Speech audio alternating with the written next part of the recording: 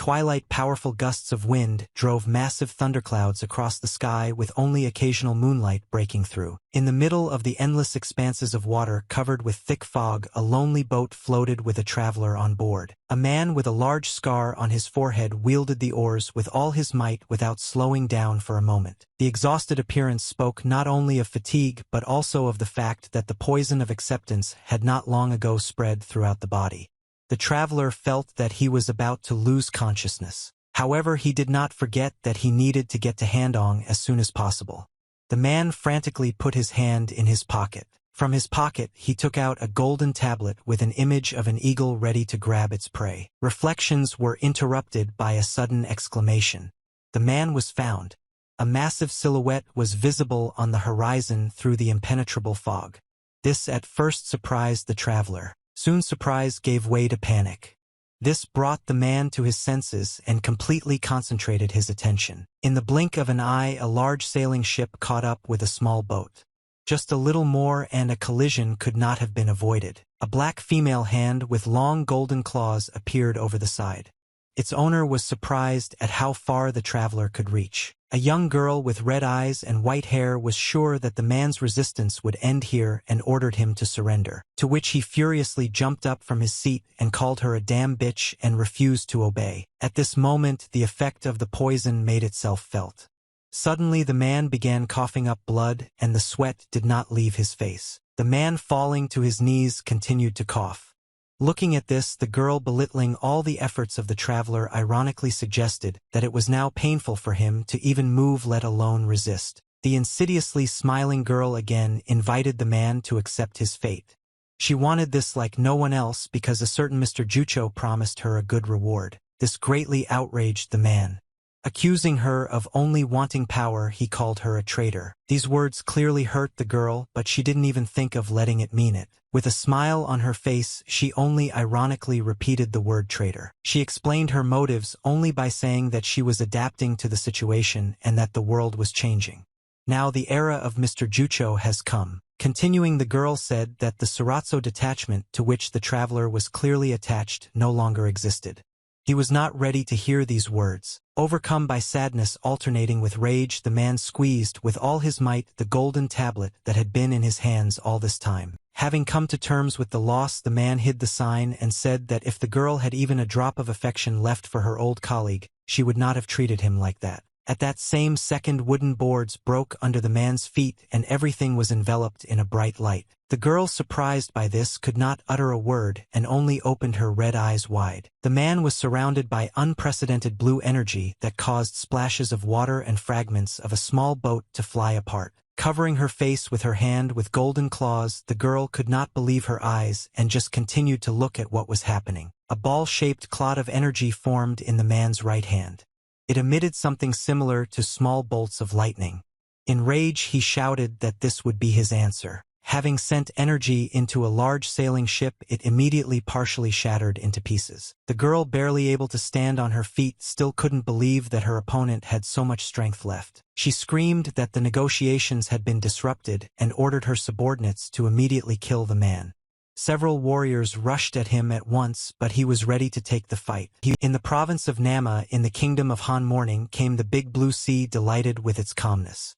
Only occasionally small waves crashed on the rocky shore. Silence also reigned in one of the houses surrounded by a low fence. Suddenly her peace was disturbed by the creaking of the front door, which was opened by someone from inside the house. Someone on tiptoe, clearly trying not to make too much noise, tried to walk along the stone wall. Suddenly behind the unknown man there was a young girl who displeasedly asked where he was going. With this unexpected question she stopped the young guy who was already at the gate. The village boy Jinbeek was dumbfounded and could only turn his head towards the girl. He was embarrassed and understood that he had been caught. This girl was Jinbeek's younger sister Midden.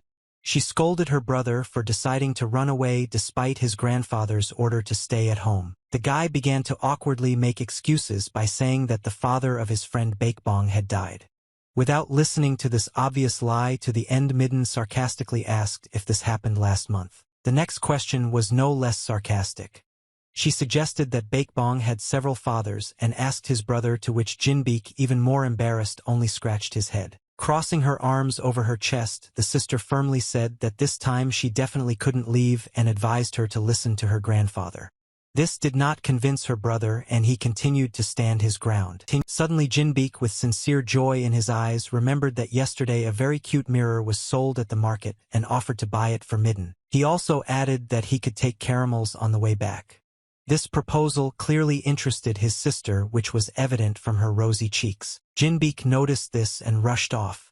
Midden only managed to say that he had no more than 3 hours to do everything. Before the guy had time to run out the gate, he immediately hit a tall man who appeared out of nowhere and blocked the way. Overcoming the pain from the blow, Jinbeek raised his head and saw a gray-haired old man with a beard looking down on him. The old man, with a stony, menacing face, was already holding a stick in his hands. It seemed that he was several times taller than the young guy, which made him nervous. Dripping with sweat and opening his eyes wide from excitement and fear, Jinbeek, stuttering in a trembling voice, could only utter the word grandfather. Immediately, the stony face of the elderly man changed to rage. Following the blow of the stick, the question was asked whether it was difficult to sit at home, as was said. Still with the same rage and scream, the grandfather suggested that the guy go hunting if he couldn't sit still, to which Jinbeek asked if the old man had a dream. In addition, he said that he did not want to do anything in the spirit of hunting. This only angered the grandfather more, who did not share the guy's ideas. The upbringing of his grandson continued. The old man was interested in where Jinbeek picked up such ideas. Midden, unable to help her brother, only watched from the sidelines, worried. The sky became brighter with bright stars, but the sea still remained calm. Only the sound of the wind and rising waves could be heard. Sitting on the shore, Jinbeek sighed with annoyance, stepping on his eyebrows. Looking into the distance, he thought that his grandfather was still very strict with him, and he was no longer a small child. Jinbeek couldn't bear this life. Having been born into this world, he wanted to live an amazing life. He plunged into dreams which lifted his spirits. The guy thought that by studying martial arts he could become a strong warrior on a black horse. Also, traveling around the world, he would catch all sorts of scoundrels and thus gain his fame. Jinbeek continued to dream that his name would remain in history. Even the thought of this captured the guy's spirit. He jumped up from his seat and continued to dream. He could also save a woman who was in trouble from a scoundrel. And then the woman would beg Jinbeek to tell him his name. He would answer that his name is extremely worthless, but if she asks so, then it is his duty to tell her his name. With confidence and a smile on his face, the guy would answer that he was the fire dragon of the Jinbeek heavenly army. These thoughts lifted the spirits of the village boy. He believed that this was the beginning of the great warrior Jinbeek. The guy was so immersed in dreams that he did not notice the large wave approaching behind him. She immediately doused him with cold sea water and interrupted his fantasy, not allowing the guy to enjoy himself enough. And here he again stands alone on the empty shore, all wet from the sudden tide. Only after a while did Jinbeek come to his senses and realize what had happened. The guy looked at the sea with annoyance. He was immediately taken aback by what he saw. His eyebrows rose high in horror, and horror was visible in his eyes. Jinbeek looked at the lifeless body of a man with a scar on his forehead. Traces of blood were visible. He must have been washed ashore during that same tide. The guy was still in shock. Gritting his teeth, he just wondered what it was. Jinbeek asked himself if this was a man. A golden sign was sticking out of his pocket. The rays of the early sun illuminated the dim room. Faithful servants in identical clothes stood along the walls. Bowing their heads, they greeted the heavy-set man passing by. It was clear that by his very presence he inspired fear in the servants, so they tried not to look at him, so as not to attract unnecessary attention. Smiling widely, a bearded, stocky man with a massive belt on his stomach approached the door. Stopping for a moment, he was already anticipating his next action. Spreading his arms wide to the sides, he shouted with all his might, turning to His Majesty and asking if he had woken up. He continued to shout, complaining that one should not sleep when the country is in such a mess. This prank only made the roomers even more nervous and could not find any place for themselves. With the same cry, the man asked His Majesty to quickly get dressed and go out. Only one servant dared to tell the Chancellor, who was this stout man, that he was entering His Majesty's chambers, and that he could not behave like that here despite the high rank of the official. The servant continued to say that such behavior violated the rules, but he quickly fell silent, when the Chancellor's large hand grabbed his jaw. Easily lifting the insolent man with one hand, the Chancellor only looked at him with an embittered expression on his face. Gasping and sweating, the servant could not believe what was happening and tried with all his might to calm the Chancellor down. Still looking straight into his eyes with the same anger, the man asked the servant how he dared to raise his voice at him. Without waiting for an answer, the Chancellor threw the poor fellow straight into the wall, which caused a roar. The lifeless body of the servant fell to the floor, leaving behind only cracks and blood stains on the wall. No one else dared to raise a voice. The Chancellor entered the chambers and addressed His Majesty, saying that he was concerned about the ruler's health, which was deteriorating every day. He invited him to go to the south for a short time to receive treatment and assured him that there was no need to worry about affairs in the country. The ruler, without answering anything, was shaking and covered himself with a blanket. Hand on heart, the Chancellor continued to say that since the reign of the previous king sacrificing himself, he would do everything for the sake of the kingdom of Han and his subjects. These words did not at all reassure the servants standing nearby, who had recently seen the death of their colleague. The Chancellor, having received no answer, said that he understood everything, and so be it. Already in the house we knew, with a thatched roof and a low fence, swearing could be heard. Grandfather, with a stick in his hands, chased after Jinbeek, reproaching him for not spending the night at home again and threatening not to make any more concessions. The guy trying to get out of it said that he accidentally fell asleep while he was lying on the seashore. Grandfather did not believe it and suggested that Jinbeek was fighting with someone again. As he ran away, the young man realized that he couldn't say that he had found the man's body on the beach. So he would definitely get an even bigger beating. The chase continued, and Midden, watching this, only sighed. It was clear that she was already accustomed to this. Finally exhausted, the grandfather stopped the chase and called his grandson to him. Jinbeek was a little surprised. Handing the guy a bag of venison, the elderly man told him to take it to the butcher's shop. Jinbeek didn't really like this task and asked why he couldn't go to the shop himself. Without answering anything, the grandfather again grabbed the stick. The young man did not argue with this argument and set off on his way. The market was busy. There were many stalls bursting with goods. Satisfied customers were carrying bulky loads. Having reached the butcher's shop, Jinbeek gave the bag and received a bunch of coins.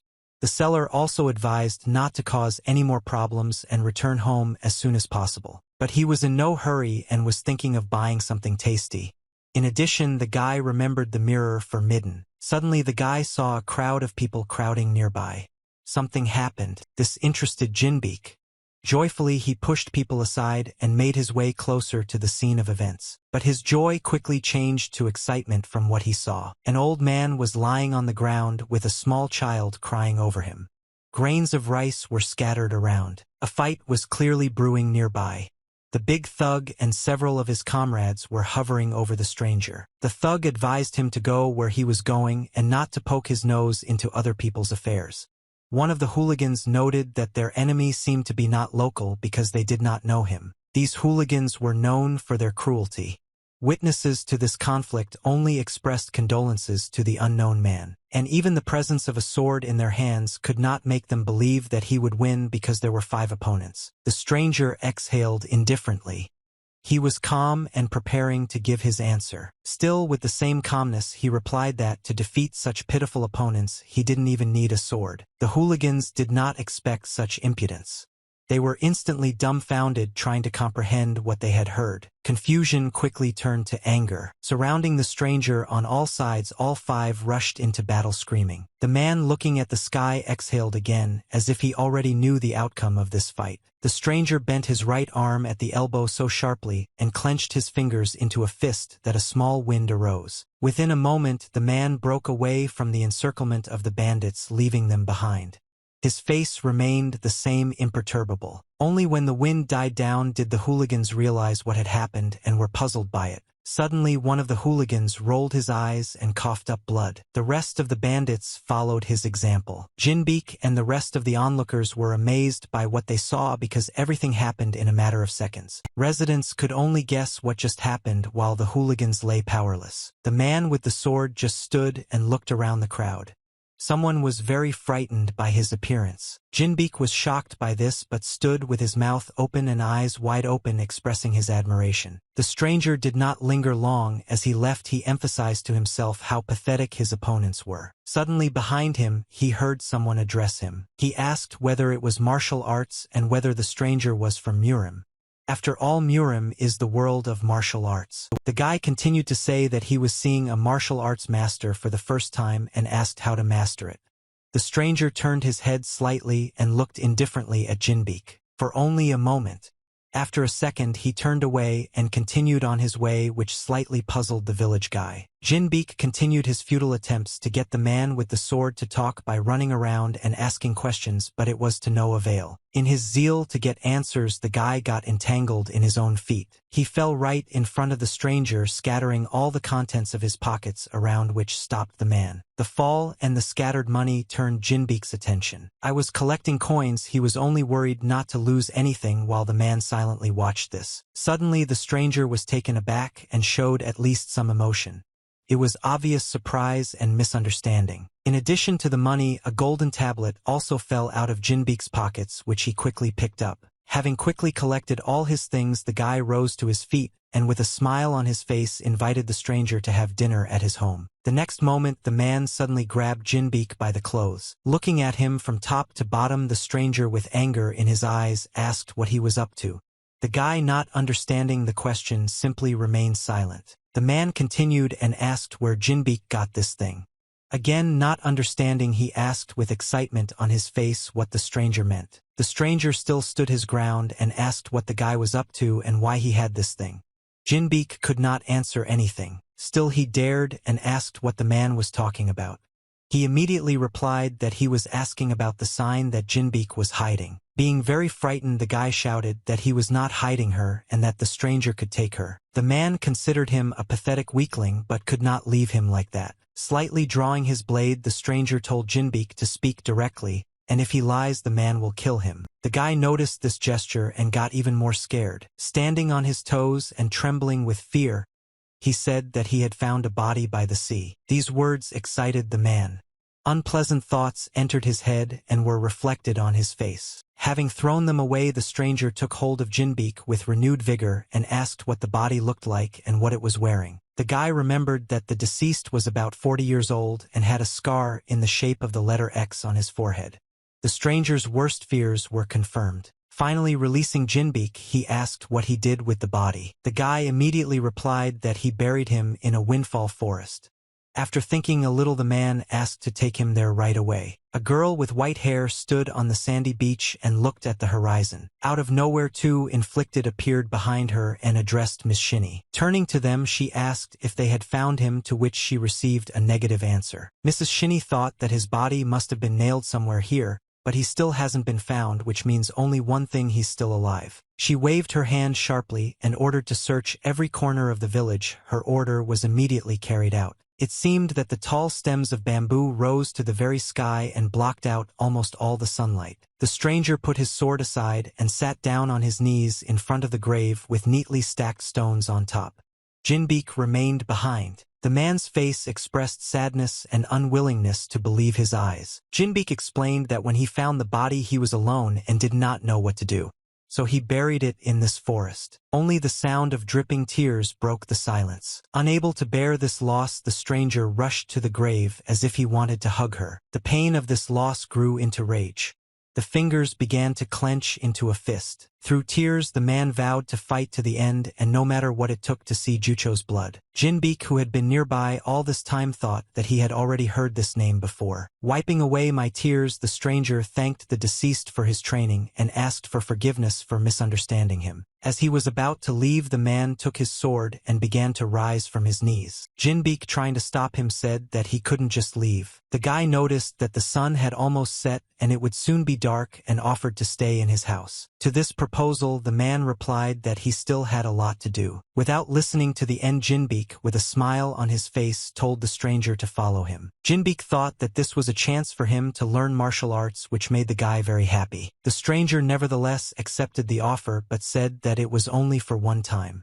When leaving, they did not notice that they were being followed. It was one of Mrs. Shinny's servants. At this time on the seashore, Mrs. Shinny scolded her subordinates for the fact that they still had not found anything. Suddenly, the same servant appeared behind her and addressed her. He also said that he did not find the man with the scar but found Hundun. This news greatly surprised Mrs. Shinny with its unexpectedness. Her mood improved noticeably. In her usual manner, she said that they were looking for copper and found gold. Midden and her grandfather were sitting on the threshold of her house. They were doing their usual things.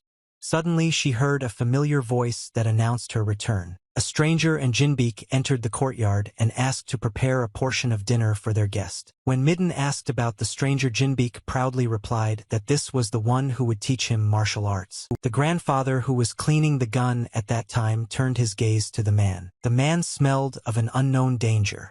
Having examined him in detail, the grandfather came to some conclusions. To finally confirm his judgment, the old man asked the stranger if he was connected with Murim, to which he received a positive answer. Without waiting for further explanations, the grandfather quickly walked towards the stranger and shouted, demanding that he leave immediately. Jinbeek grabbed his grandfather's hand and asked him why he was behaving this way, because he was just their guest. The stranger added that his visit had nothing to do with Murim, and that he came only because he was offered accommodation for the night. The old man, having calmed down a little, frowned and looked again at the guest, trying to find the lie in his words. He agreed that it was already dark and allowed the stranger to stay, but on the condition that the man would leave the next day. The old man was about to leave, but the man noticed something familiar which shocked the guest a little. On the part of grandfather's chest that was not covered by clothes, a painful scar could be seen. While the relatives were arguing about what had happened, the stranger suggested that this scar could be a mark of spilled blood. He kept thinking about it. This mark meant that the person used martial arts, which means the old man is also related to Murim. The thoughts were interrupted by Jinbeek offering to show the stranger a room where he could spend the night and asking him to follow him. Only now did the guy have the opportunity to tell the stranger his name. He also asked what the man's name was. After a short pause, he replied that they would soon separate, and therefore there was no point in giving his name. Jinbeek clearly expected such an answer. The guy, maintaining a positive disposition, asked for forgiveness for what happened earlier and explained that his grandfather did not love Mirim unlike him. Jinbeek asked the stranger to help him with something and told him about his dream of learning martial arts in order to leave his name in history. The stranger listened to the guy's stories about traveling around the world and saving people with obvious dissatisfaction. Finally, with a stern look, he asked the guy if Murim was just pampering for him. This question puzzled Jinbeek and left him puzzled. The stranger continued to look disapprovingly. Jinbeek asked, "What does I mean I'm a stranger?" Their dialogue was interrupted by a sudden scream that scared the guy. The voice belonged to Midden. She called her grandfather and brother. Not understanding what was happening, the guy and the stranger rushed to where the scream was coming from. Jinbeek continued to call Midden, but when they ran around the corner of the house, they realized what was happening. The stranger was shocked by what he saw. Lady Shinny greeted Handong. One of her subordinates held Midden with his hand over her mouth. Midden, with tears in her eyes, could not say a word. Jinbeek fell into a rage at what he saw and demanded an explanation from the uninvited guests. Shinny greeted Handong, emphasizing that they had not seen each other for a long time. The man was clearly not happy to meet an old friend. Jinbeek was overcome with rage and concern for his sister. Finally, the guy dared and rushed at one of the mistress's servants, demanding the release of Midden. With extraordinary composure, Shinny's subordinate swung his sword, sending a blast of unknown red energy towards Jinbeek. It seemed that she was about to achieve her goal and hit the village boy, who did not even realize the nature of this power. At the very last moment, the hand of a savior and a voice calling Jinbeek appeared out of nowhere. It was the guy's grandfather who, with extraordinary dexterity for his age, pushed Jinbeek aside. Unfortunately, the old man himself could not avoid being hit by the same red energy that knocked the old man off his feet. Blood stains stained the ground, and the old man held his chest and tried to overcome the pain, while Jinbeek unsuccessfully tried to understand what had happened. Every word was given to the old man with great difficulty. He only ordered his grandson to save himself. Grandfather fell from powerlessness, which completely unsettled Jinbeek. After everything that happened, Handun still remained calm and, turning to the guy, ordered him to do as he was told, but he would sort everything out here. The man abruptly stopped Jinbeek's attempts to object, saying that there was no place for children here. He also added that if something goes wrong, the guy could die. Jinbeek could not believe the seriousness of what was happening. This time turning to Shinny, who was standing surrounded by subordinates, Handong calmly asked what she forgot here. The lady truthfully answered that they were looking for traces of a man with a scar on his forehead named Bai Puchi, but they found Kondun. Shinny asked a counter-question whether Handong met with Bai Puchi and whether they were looking for Jade together. Handong did not like this question because it reminded him of his loss.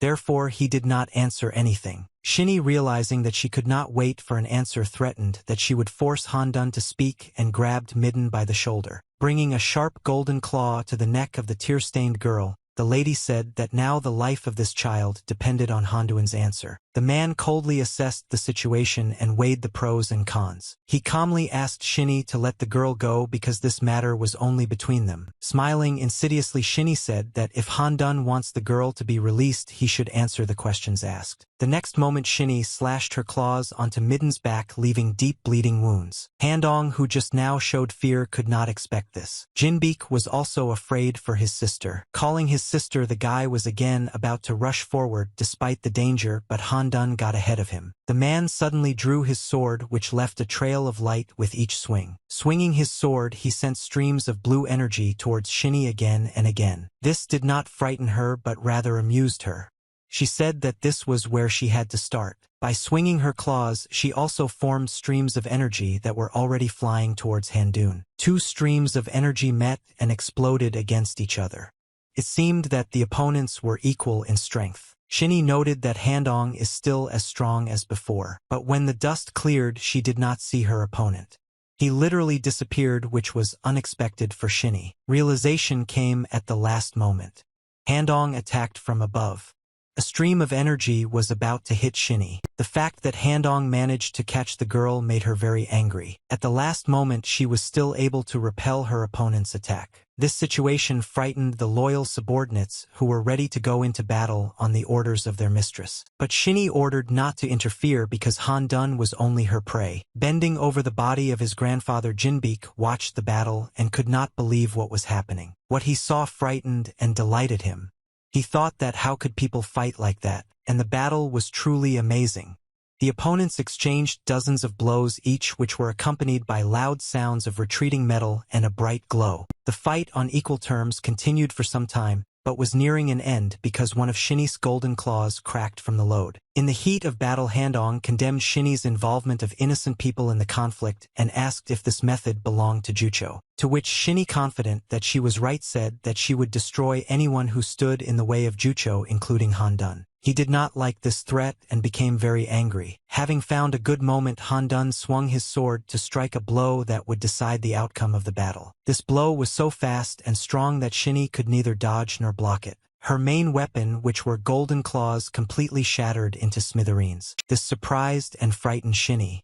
This had never happened to her before, and the weapon did not let her down. She quickly retreated to a safe distance, leaving Handong behind. Unable to continue fighting, Shinny said that she wanted to deal with her opponent herself, but she did not have much time. With just one snap of the fingers, her top warriors prepared to attack the enemy of their mistress. Handun had already prepared for battle with an enemy that outnumbered him. But suddenly he looked away. Jinbeek sat on his knees over the bloody body of his sister and called Midden. Handong thought that if he hesitated, the life of this child would be in danger. He thought that he had to do everything quickly. Handun extended his hand and began to concentrate energy in the sword, from which it began to glow. In addition, he assumed the correct foot stance. These actions were crowned with success. Handuan's body was enveloped in energy from all sides. The outline of a snake was visible. Shinny, looking at this, could not believe their eyes and were in shock. Jinbeek was also surprised by what was happening. He had never seen anything like this before. Shinny immediately turned to her subordinates and said that Handong was preparing something and they couldn't let him finish. But Handun managed to grit his teeth and prepare to attack. An incredible stream of blue energy in the form of a serpent instantly pierced several opponents. This technique was called Blood Dragon Strike. Getting closer and closer to the main target, the energy in the form of a snake opened its mouth as if trying to eat Shinny and her warriors. Having no other choice, a frightened Shinny ordered everyone to run. They managed to dodge in time and avoid the blow. The stream of energy did not stop moving and hit the rock with a roar. The rock survived, but everything was covered in cracks. Not a trace remained of the blue energy. Shinny was amazed by the impact of the blow and emphasized that it was dangerous. Looking at Handong, she sarcastically said that she was sorry because it was supposed to be a transformation attack. But suddenly the rock began to make a crashing sound, which Shinny couldn't help but notice. Looking up in fear, she became numb because boulders of stone were flying right at her. Within a second, there was a terrible roar and dust rose. In the place where Shinny and her subordinates were now, there was a pile of stones, but Han-dun did not relax and kept his sword at the ready. Jinbeek, who stood behind, also did not relax because he could not believe that it was all over. The village boy could only hear about what he saw. This was martial arts. Handong was still at the ready and humbly stood in a fighting stance, holding his light-emitting sword tightly in his hands. Jinbeek couldn't believe what he saw. He could only hear about this, and it was martial arts. Finally, Handong realized that the threat had passed and breathed a sigh of relief. A moment later, he walked towards Midden and ordered Jinbeek to quickly seat her. Sitting down next to her, the man began to examine her wounded back while Jinbeek stood there not understanding anything. Suddenly, Handong's hand began to glow with a blue light. He brought it to Midden's wounds. At that same moment, a mysterious energy enveloped her body. This went on for a while.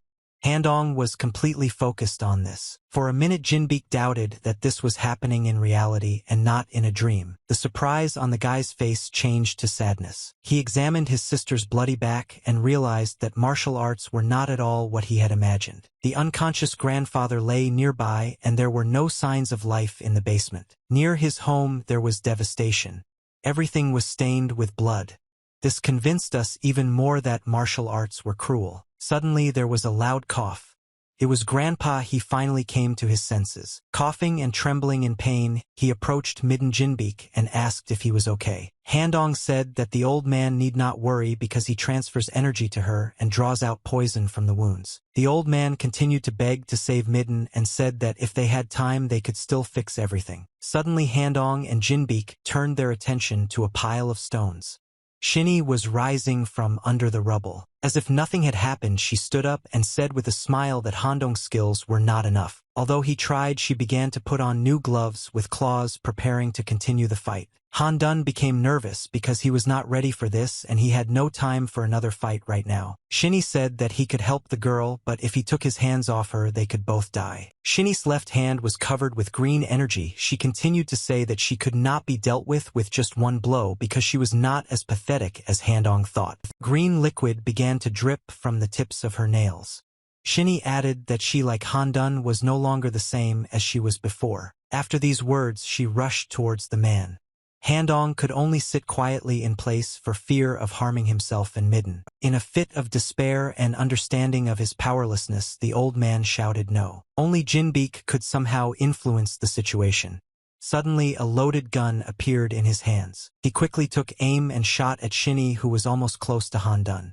The bullet, cutting through the air, almost hit the target. Shinny clearly didn't expect this and froze in place. She managed to cut the bullet in half with one wave of her hand, thereby stopping it. Jinbeek became nervous because this attempt was unsuccessful. He quickly sent the gun to reload while Shinny came to her senses and asked who he was. Handong began to dissuade Jinbeek, saying that it was dangerous. But the weapon was already ready to fire again. Trembling with fear and excitement, Jinbeek took good aim again. Shinny, demonstrating her claws, said that it was useless and that such pampering would not cope with her. She waved her hand and sent several streams of energy towards Jinbeek. The guy, already knowing about the destructive power of these flows, tried to jump to the side. But still the yellow energy wounded him in the back. A moment later, there was a loud explosion and a cloud of dust rose. The old man screamed in horror, calling for Jinbeek. The guy was lying on the ground, crushed by a pile of stones.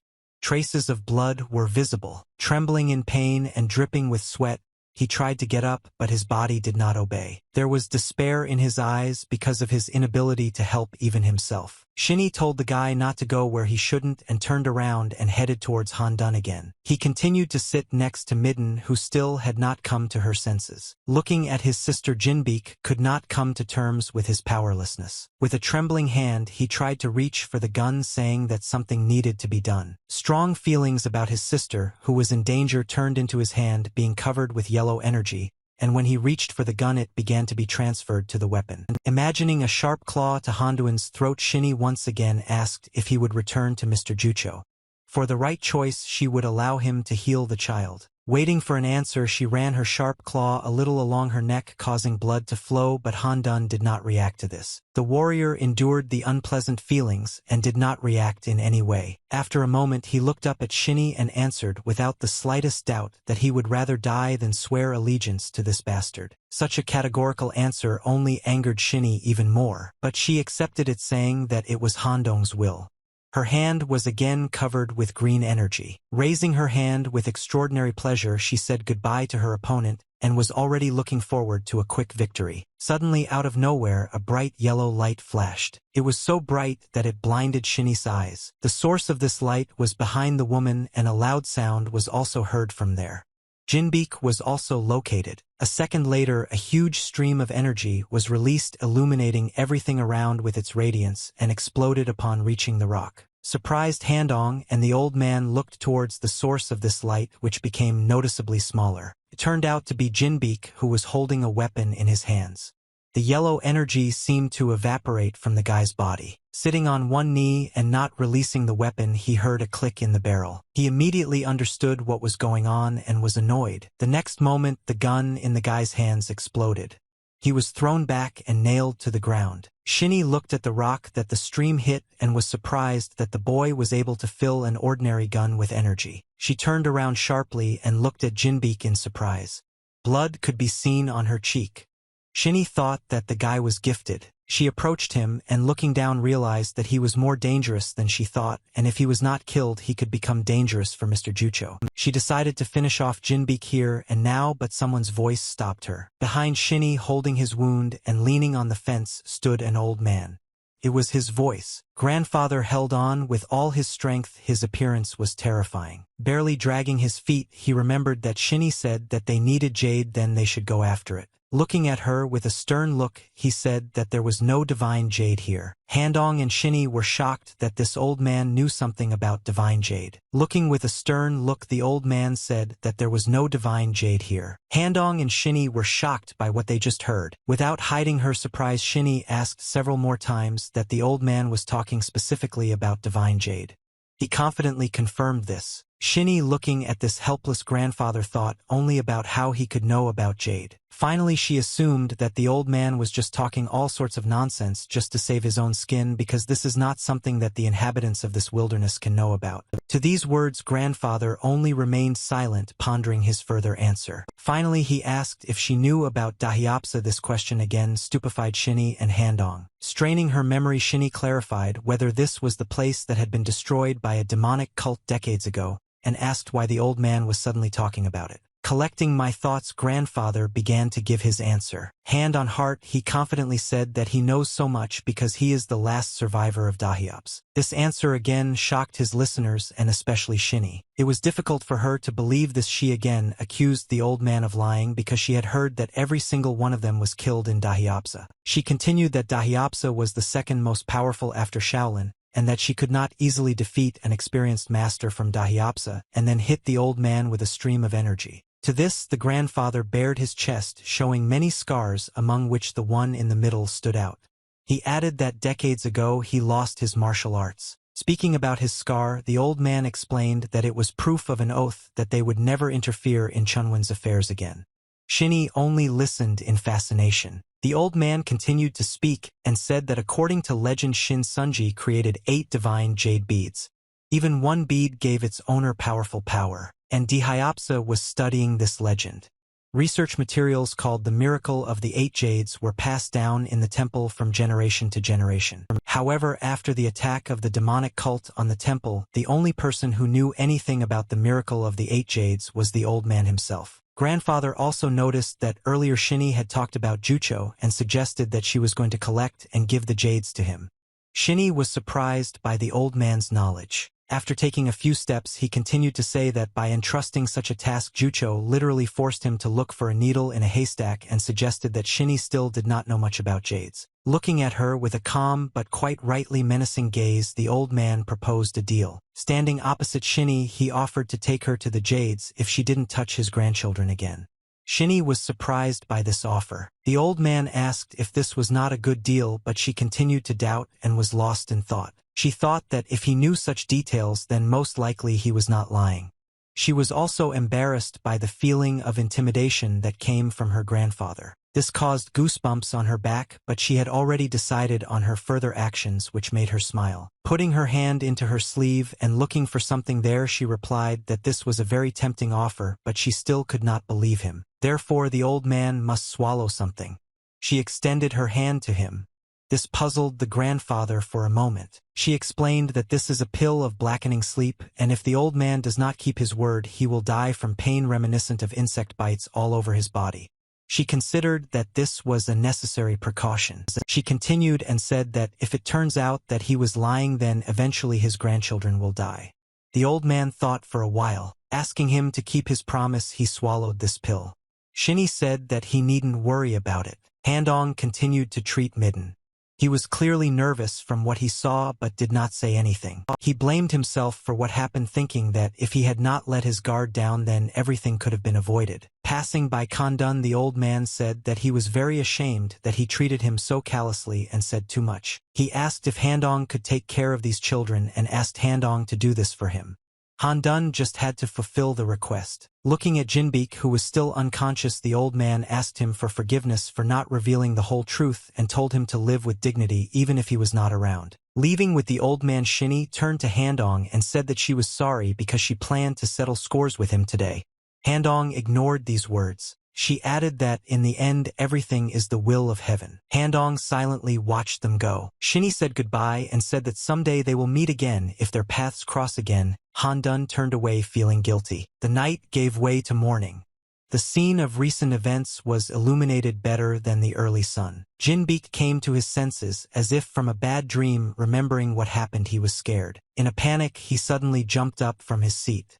Midden was still sleeping next to him. Jinbeek looked at his sister and was happy to see that she was alive. Then he turned his gaze to Handong, who was sitting silently on the threshold of the house. He also looked at Jinbeek. The light of the sun illuminated the man's face. He was calm, but his gaze expressed sadness. This sight of Handong frightened Jinbeek. He was already anticipating something wrong. The sun rose higher and higher, and its rays played briskly across the sea. Walking along the sandy shore, Handong conveyed his grandfather's words to Jinbeek and told him that he and his sister should live with dignity. The story he heard upset the guy. He was silent, thinking about what Handun had said. Finally, he decided to ask Handong, standing in front, if everything would be okay with his grandfather. He replied that Jucho wanted to get the power of Jade and that even with this hint they would not be able to harm him. Then Jinbeek asked what would happen to Grandpa when Jecho got what he wanted. Hearing this question, Handong stopped abruptly. He didn't answer anything because everything was clear, and without words Handun just stood silently. Although Jinbeek did not receive an answer, he himself understood everything. Unable to accept this reality, he was furious and sorry for his fist. After which he fell to his knees, realizing his powerlessness. Handong did not dare to say anything else. Suddenly Jinbeek turned to Handong and clarified that he was also looking for Jade. Placing his hand on his chest, the guy asked to take him with him in search of Jade, explaining this by the fact that by meeting Jucho he could save his grandfather. Recalling the terrible footage from last night, Jinbeek said that after fighting with someone from Urim for the first time, he felt that he would do everything possible for the sake of his family. The guy continued to blame himself for the fact that Midden and grandfather suffered because of him. At that moment, a tear fell on his trembling hand. Handong tried to cheer up Jinbeek by saying it's not his fault, but the guy didn't agree with that. The tears had already disappeared down the guy's cheeks, but he continued to say that if he had been stronger, he could have saved Midden and his grandfather. Therefore, he asked Handong to tell him how he could become stronger. The guy's determination made Handong think. He closed his eyes and lowered his head, slightly resigning himself to the guy's mood. Passing by Jinbeek, who was sitting on his lap, Handong reminded that Murim is not a place for children's pampering. Gradually moving away, he added that there are people who are much stronger than those he saw earlier, and that the guy will see people who are dying like flies. He himself can become one of them. Finally, anticipating the correct answer, Handong asked if Jinbeek was ready for this. Jinbeek thought about these words but still continued to cry. Finally, making the last connections, he replied that it was better to die than to be unable to protect the people dear to him. The man was pleased with this answer and told Jinbeek to call him Handong from now on. The bird, cutting through the air with its wings, quickly flew to the man already waiting for her. It was a carrier pigeon. It obediently sat down on the fence and began to wait for its owner. There was a small letter tied to the bird's paw. The chancellor began to read it carefully. Within a moment his face broke into a smile. The letter talked about the miracle of 8 jades. The chancellor was surprised that jades were secretly studied in Dahyabsa. He was glad because Shinny had done something useful after all. A timid servant appeared behind him and said that His Majesty had arrived safely in the south. But the chancellor was not so interested in this news. He remembered the south, where it is full of the smells of flowers, warm and good. Breaking into an insidious smile, the chancellor burned the letter in his hand and thought that it would be good for the young king to end his life in the south. On his chest was a necklace of white pearls, among which a dark purple sphere clearly stood out. In the lifeless desert, emptiness reigned.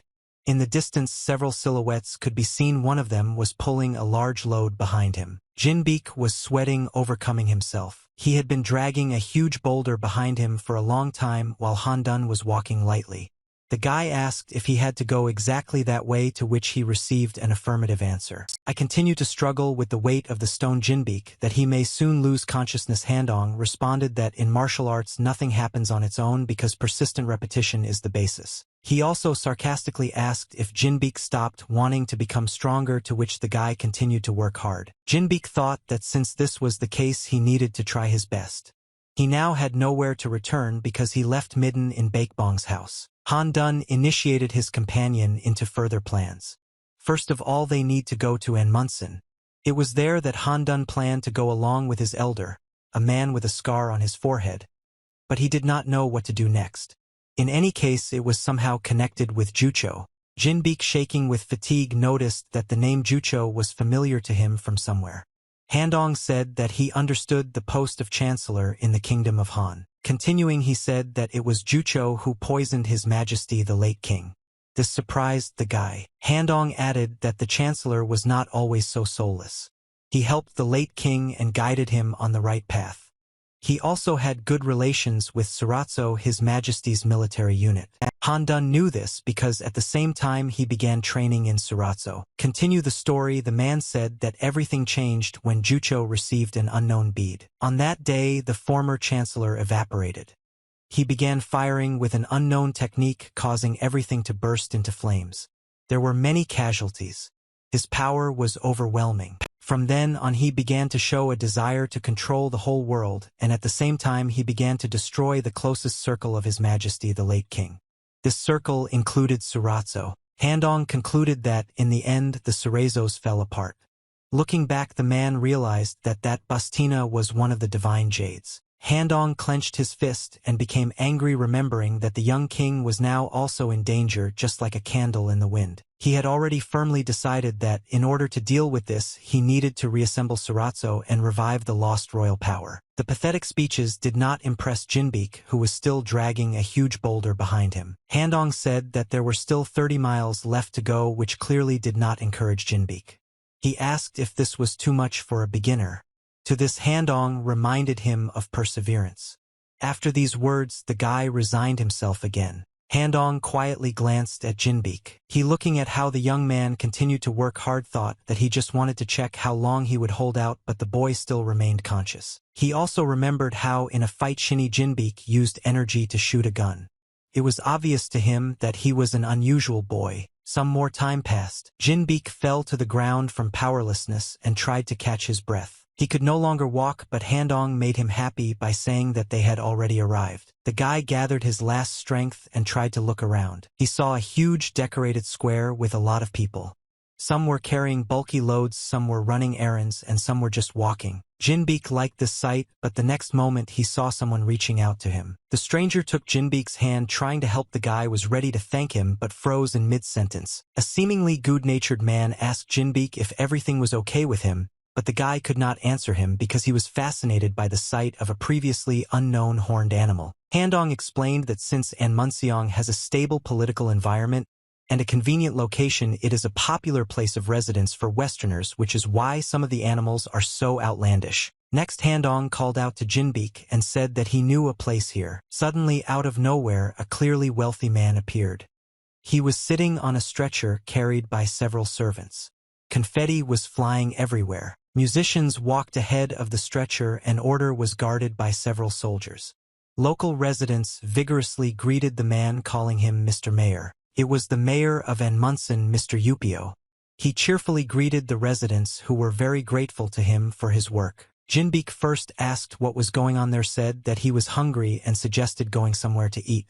Handong was overshadowed by something. One of the mayor's servants stood not far from the buffalo. The animal carefully looked at the red fireworks that the servant was holding in his hands. The next moment they began to sparkle brightly and make noise, which attracted the buffalo's attention even more. Frightened, the animal began to become ferocious and tried to escape, while its owner did not understand why he suddenly became like this. Still, the owner of the buffalo could not hold the rope. The enraged horned animal, its red eyes sparkling, rushed at the duck, knocking passers-by off their feet. The buffalo headed straight for the mayor's stretcher. Mr. Yoop froze in fear, but suddenly a man appeared out of nowhere. He stood firmly at attention while angry animals rushed towards him. Suddenly, an unknown blue energy began to concentrate in his right hand. With one deft movement, this man directed energy into the buffalo, which was already very close. This calmed the animal. There was no trace left of the red eyes. The man looked at the buffalo as if he was condemning him for making him tense up so much. The man with an indifferent look stood with his hand outstretched, and the remnants of that same energy dissipated around him. Witnesses to this action were delighted. They thanked and praised Mr. Isaac. After receiving the honors for a short time, he asked the people standing nearby which of them was the owner of the buffalo. Having received an answer, he said that animals should not be brought into places where there are so many people. The owner apologized for this. Jinbeek and Han-dun were no less surprised than the others. The guy was interested in why the animal was not hurt because it was martial arts, and Han-dun was thinking about how a person skilled in martial arts could end up surrounded by the mayor. The crowd continued to praise Mr. Isaac for his feat, but it was clear that he did not care about their opinion. Without being arrogant and remembering his duty, the man quickly turned to the mayor and asked if everything was okay with him. Joyful Yoop replied that everything was fine. Keep smiling, he said that thanks to him, he will be able to go on patrol calmly, and added that Isaac is a reliable person. Only the praise of his master caused joy in the man's eyes, but without losing his composure, he said that the mayor was increasing. Only after the order to leave did the services carry the stretcher forward. Jinbeek and Handong, along with the rest of the townspeople, watched Yupio go. Handong was still troubled by what he saw in the market square. Jinbeek asked if Handong knew a person who had recently used martial arts. He did not answer the question, and throwing a small bag into his hands, ordered the guy to go to the guest yard. Having said that he would return soon, Handong quickly ran away after the mayor, leaving Jinbeek, who did not understand anything, alone. Holding a small bag in his hands, the guy was a little taken aback by surprise, and shouting after him asked how he could throw it like that and what he should do here alone. Finally, opening the bag, Jinbeek saw many gold coins that sparkled in the sun. This lifted the guy's spirits. He thought that while he was alone, he could do whatever he wanted. There were quite a lot of visitors in the restaurant, but there were still empty seats. Someone was drinking, someone was already eating, and someone else was just placing an order. Finally, the order that Jinbeek had been waiting for was ready. The carrying-in worker placed the plate right in front of the guy. Before eating the food, Jinbeek examined it with admiration and concluded that it looked appetizing. Wishing himself a bon appetit, the guy began briskly gobbling up his order piece by piece. Still in the same restaurant, an inconspicuous old man with a gray beard drank his alcohol. After emptying the glass, he placed it on the table with a crash. The visitors sitting nearby were surprised at this old man. A bald, elderly man held a glass in his hand and, shaking an empty bottle, demanded another one, which was far from the first. The same elderly man sitting next to him, laughing, asked his interlocutor if he had drunk too much and suggested that he stop already. The bald old man replied that this could most likely be said about the questioner. Visitors looked at the old people and wondered how much they were drinking. He even began to place bets. Someone said that they had been drinking since the day before yesterday, but people did not believe it because an ordinary person would have died long ago. Jinbeek had already eaten by this time and also tried the drink. He liked it very much. He asked for another bottle and one chicken. In this commotion, a new visitor entered the restaurant. His eyes were hidden by a large straw hat. He sat down quietly in one of the empty seats. The unknown person approached the restaurant worker and asked her to bring him a plate of mandu, but she did not hear him. He calmly repeated the order, but because of the noise she again did not hear him. This angered the unknown man in the hat. He raised his hand and shouted loudly to bring him a portion of mandu and a bottle of baijiu. The bald old man sitting behind him was startled by surprise. He dropped his glass of alcohol, which fell on the table, and the contents spilled. He was saddened by this, unlike his interlocutor, who began to laugh loudly. Having calmed down, he emptied his glass. Loudly placing the empty vessel on the table, the old man said that he had won because his opponent had spilled everything. While Jinbeek was eating his food, the other visitors continued to watch the old people. One of them began to make excuses, saying that it was not his fault. The second one reminded him that there was no need to be so sensitive. He continued that since he won, the loser must bow to him 3 times and henceforth pay him for drinks for the next year.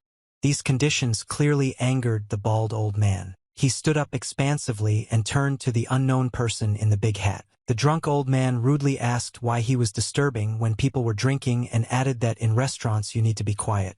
The unknown person listened to him carefully. He calmly finished his drink and placed the empty glass on the table. He looked at the old man with a stern look, and he replied that a man who is dressed in a monk's robe and who is arguing over a drink in broad daylight in front of everyone should not show dissatisfaction because of excessive noise. This rude answer offended the bald old man. Grabbing his stick, he began to scream, asking where the unknown person got this dope and asked if he wanted to die. The unknown man in the hat calmly stood up and asked sarcastically that the monks were already killing. The bald old man was already trembling with rage. Extremely angry, he shouted that he would tear out the stranger's tongue because he dared to tease him, and swung his stick. The old man tried to hit the unknown man, but he managed to jump away.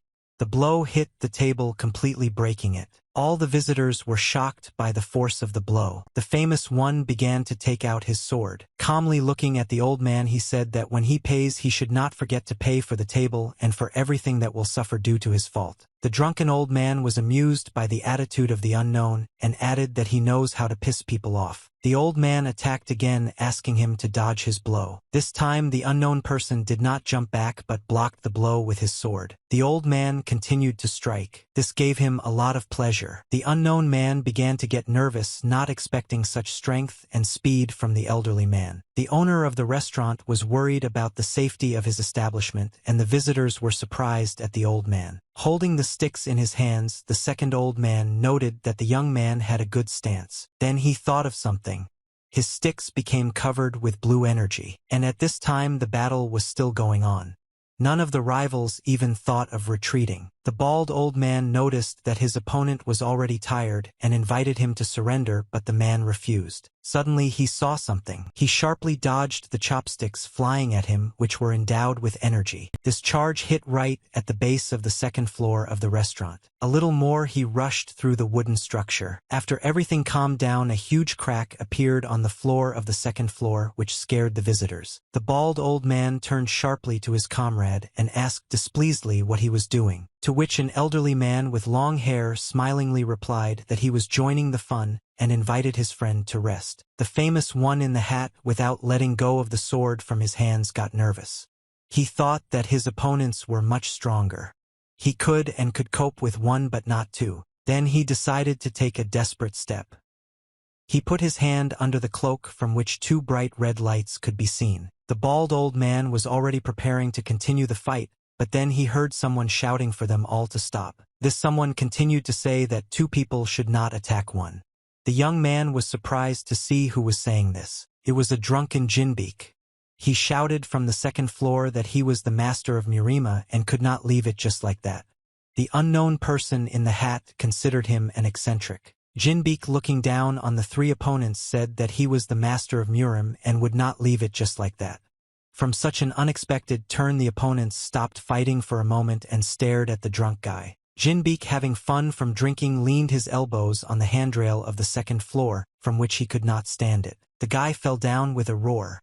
The old people and the young guy continued to look at it. He lay among the rubble and rubbed his head from a bruise. Instantly sobering up, he looked around, not understanding how he fell. One of the old men approached Jinbeek, who did not understand anything, and said that he was a brave kid. An angry bald old man holding a stick in his hand said that since the guy opened his mouth, it means he is ready to answer for his words. In addition, he asked if he had enough determination, which made Jinbeek nervous. Jinbeek, in a panic, waved his hand and asked to wait. He couldn't remember what he did, but from the look of the old man he realized that he was an expert. The guy kept thinking about what to do and how to escape. Suddenly he noticed a table around which there were many empty bottles. He shouted about a drink dispute, which raised questions from the bald old man. Overcoming his fear, he clarified that earlier the old men had argued over drinks and offered to argue with him this time. One of the old men asked why he suddenly started talking about this and ordered him to get up. Deliver the bag full of gold. Jinbeek set the conditions that if he loses he will give all this money, and if he wins they will let that young man go and treat Jinbeek like an older brother.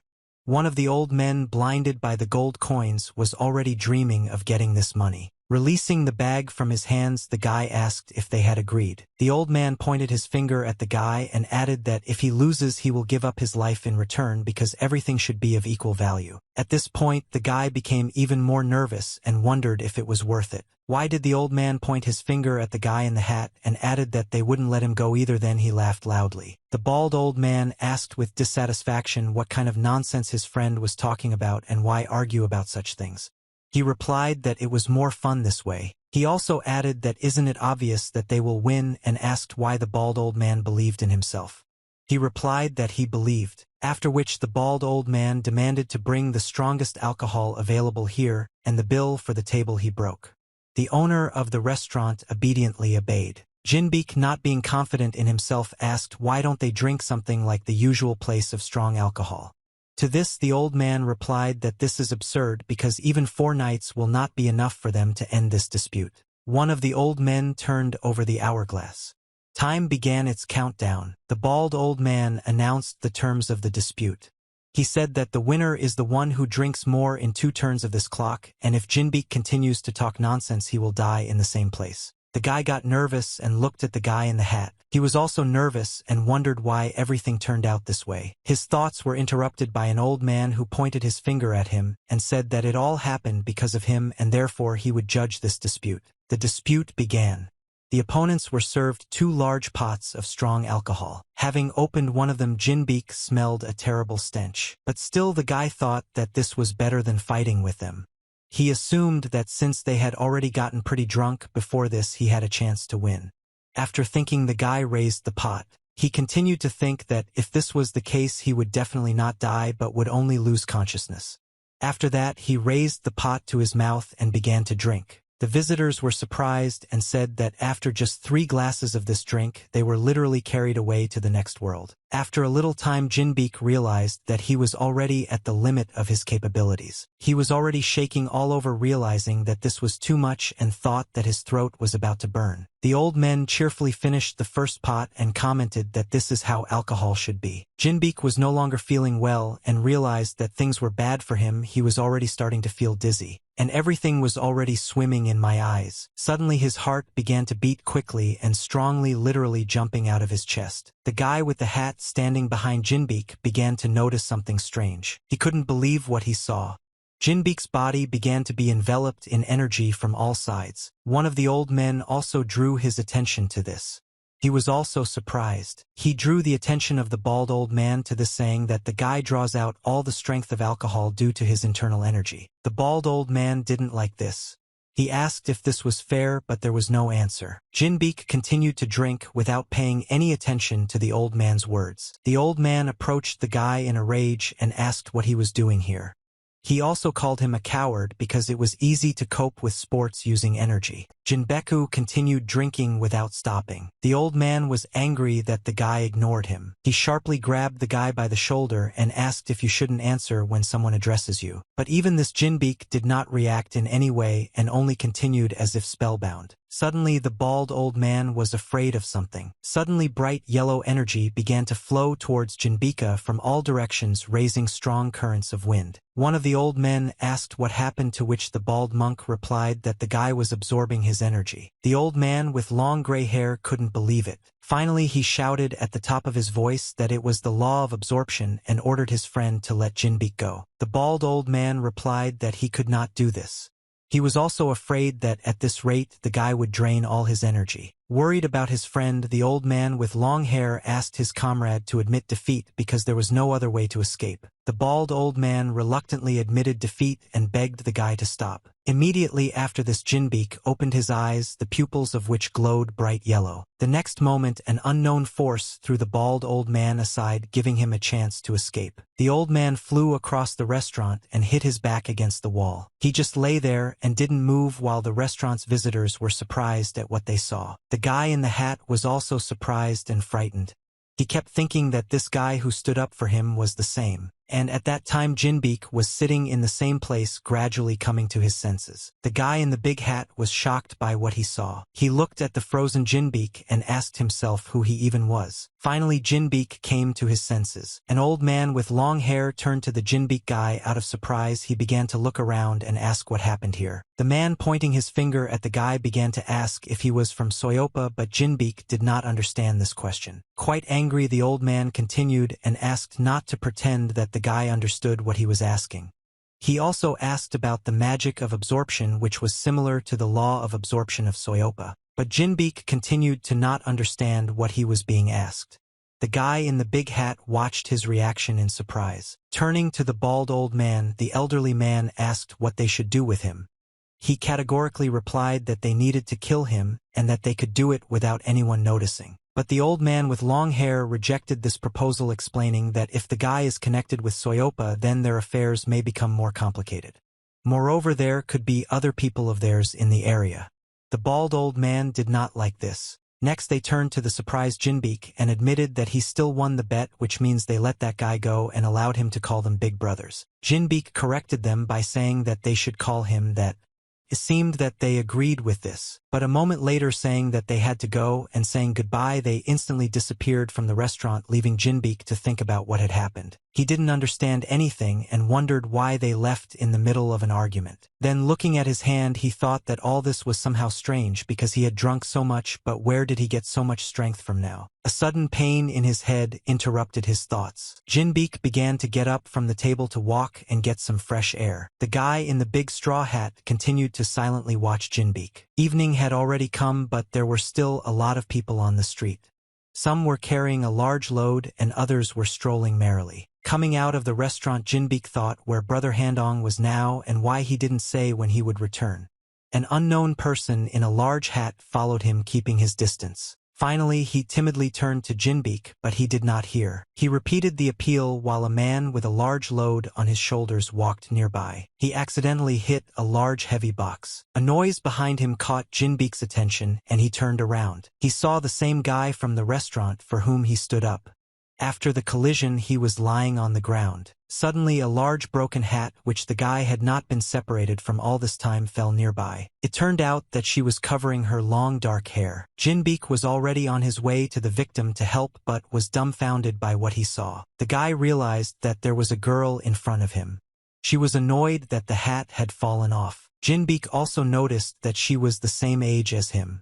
While he was thinking about everything, the girl suddenly stood up and turned to the guy. She clarified to the frightened Jinbeek that during the argument he used martial arts and asked how he did it. But he, I don't remember, said that he didn't know martial arts, to which the girl looked at him with disbelief and asked him not to talk nonsense. Rubbing the back of his head, Jinbeek confidently said that it was true.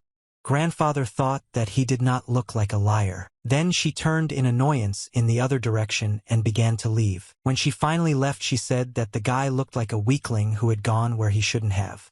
Also, she didn't know what kind of strange tricks he used. At this moment, she strongly laughed at her hand, reluctantly speaking the next words. With annoyance, she thanked for the help, and that was all she wanted to say. Jinbeek silently followed her with an incomprehensible look, but the girl was in no hurry to leave. She added that if it weren't for that, she would have managed it herself. After these words, the girl showed a white snake with red eyes that wrapped around her hand. Jinbeek asked what it was. The girl introduced her pet, calling her Hyena, and added that if she bites the guy, he will die. Nervous Jinbeek could not believe that this girl was carrying a poisonous snake in her bosom. The girl sarcastically asked if the guy wanted to be bitten, and pointed her snake at him, which had already opened its mouth wide and was ready to bite Jinbeek.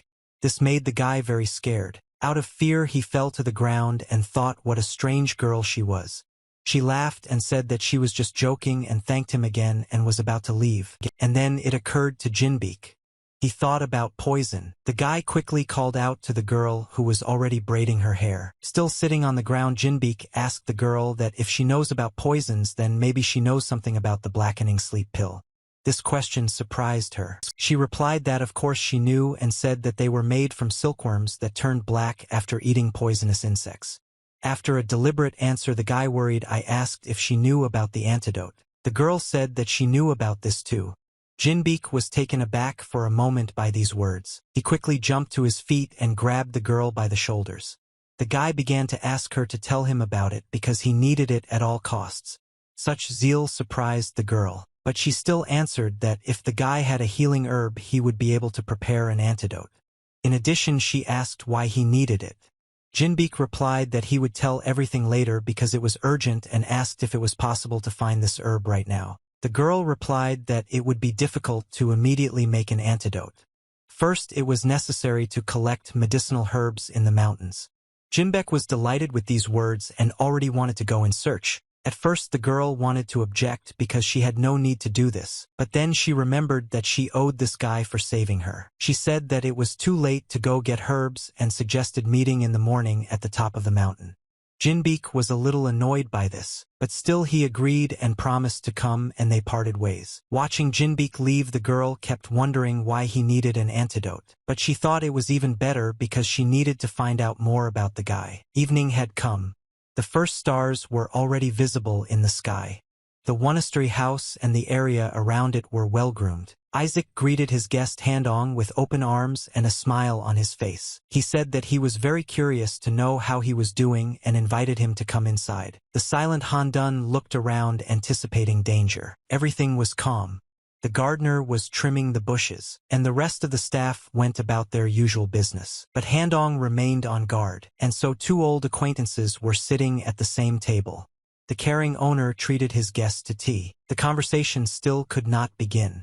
The owner of the house nervously fingered the cup in his hand. Finally, he started the conversation by saying that he had heard news about the elder Kanduna, whom Isaac considered a smart person but who ended his life so stupidly. He asked the gloomy Kandun what he would do next and offered to talk to the mayor so that he would appoint him head of the security. After these words, Kandun sharply reined in Isaac. Rising from the table, Handun sharply asked what he was doing here because right now their comrades from Suratso were dying at the hands of Jucho's puppets, while Isaac sat on the tail of an aristocrat and lived happily ever after. With anger in his eyes, Handong asked if the owner of the house was ashamed of this. These words did not impress Isaac at all. He calmly replied that the world had changed and His Majesty, whom they accompanied, had also left this world.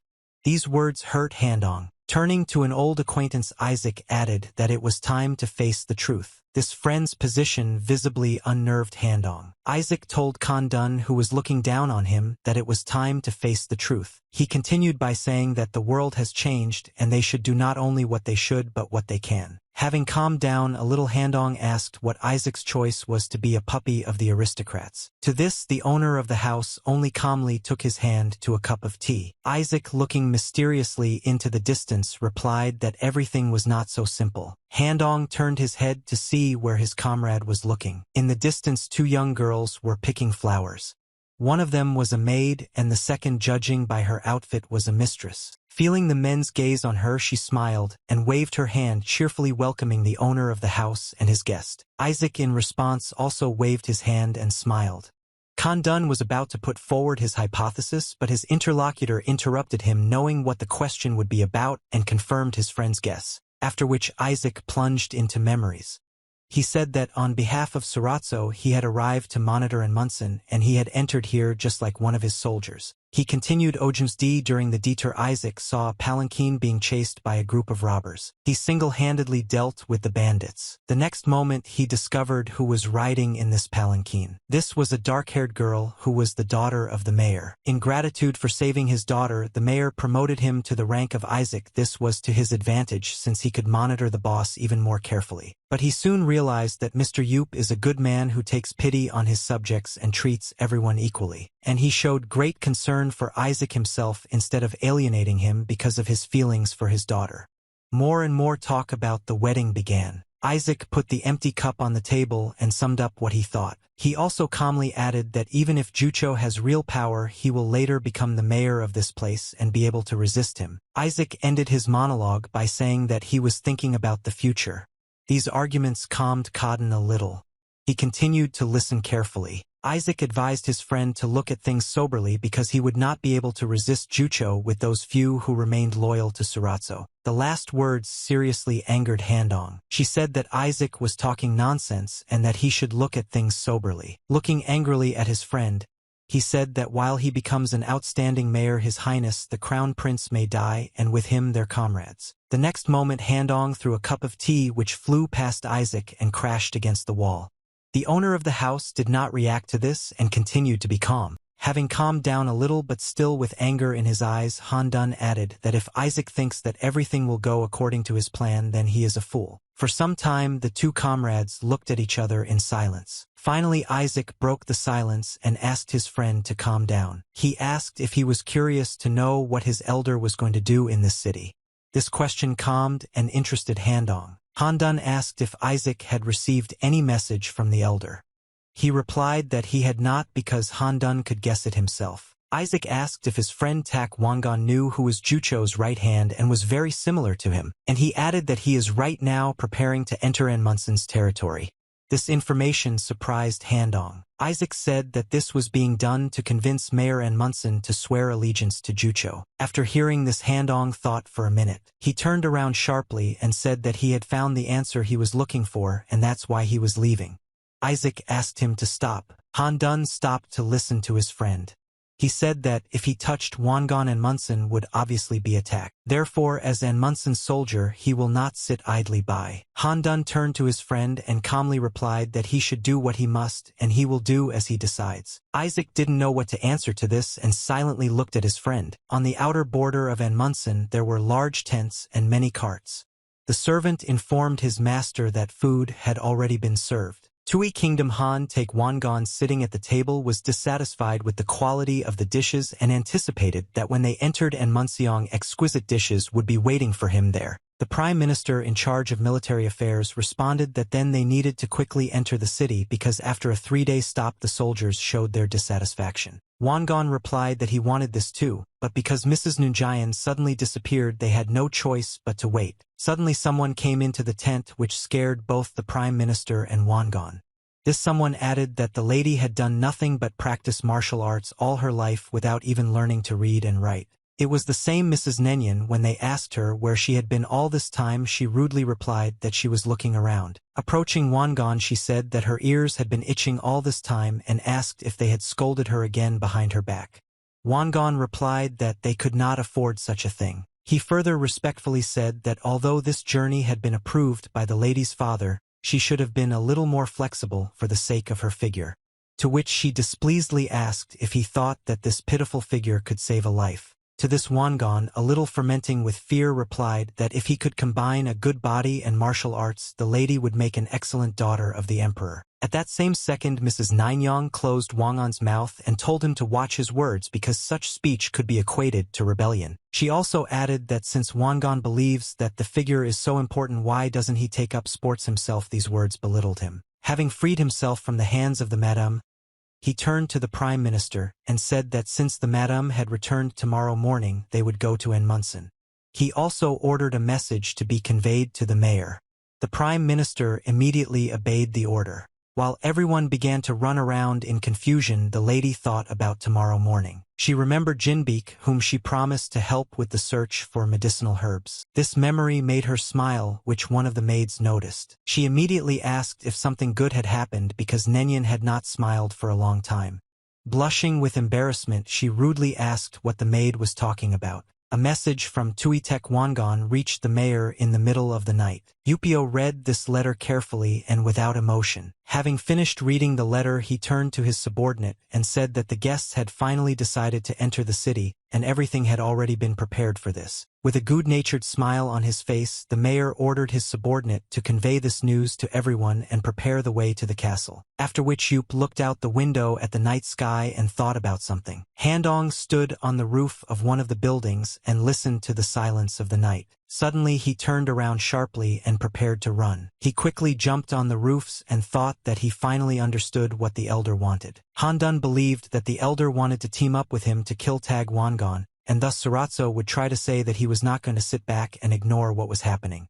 While he was thinking about this, he imagined the death of his enemy. Handong looked forward resolutely and thought that he must cope with this mission. At this time Wangan was already lining up his warriors, and Handun thought that he should definitely take advantage of this chance. The smiling Mr. Yupio walked with Isaac and looked forward to tomorrow, and Handong continued to think that he should make it clear to all the subjects of the Han Kingdom that they had not yet been subjugated. Handong was determined to continue running towards his goal, and at this time lonely Jinbeek kept wondering where brother Handun had gone. Despite the fact that it was already night, the mayor continued to work. Preparations for an important event for the city were in full swing.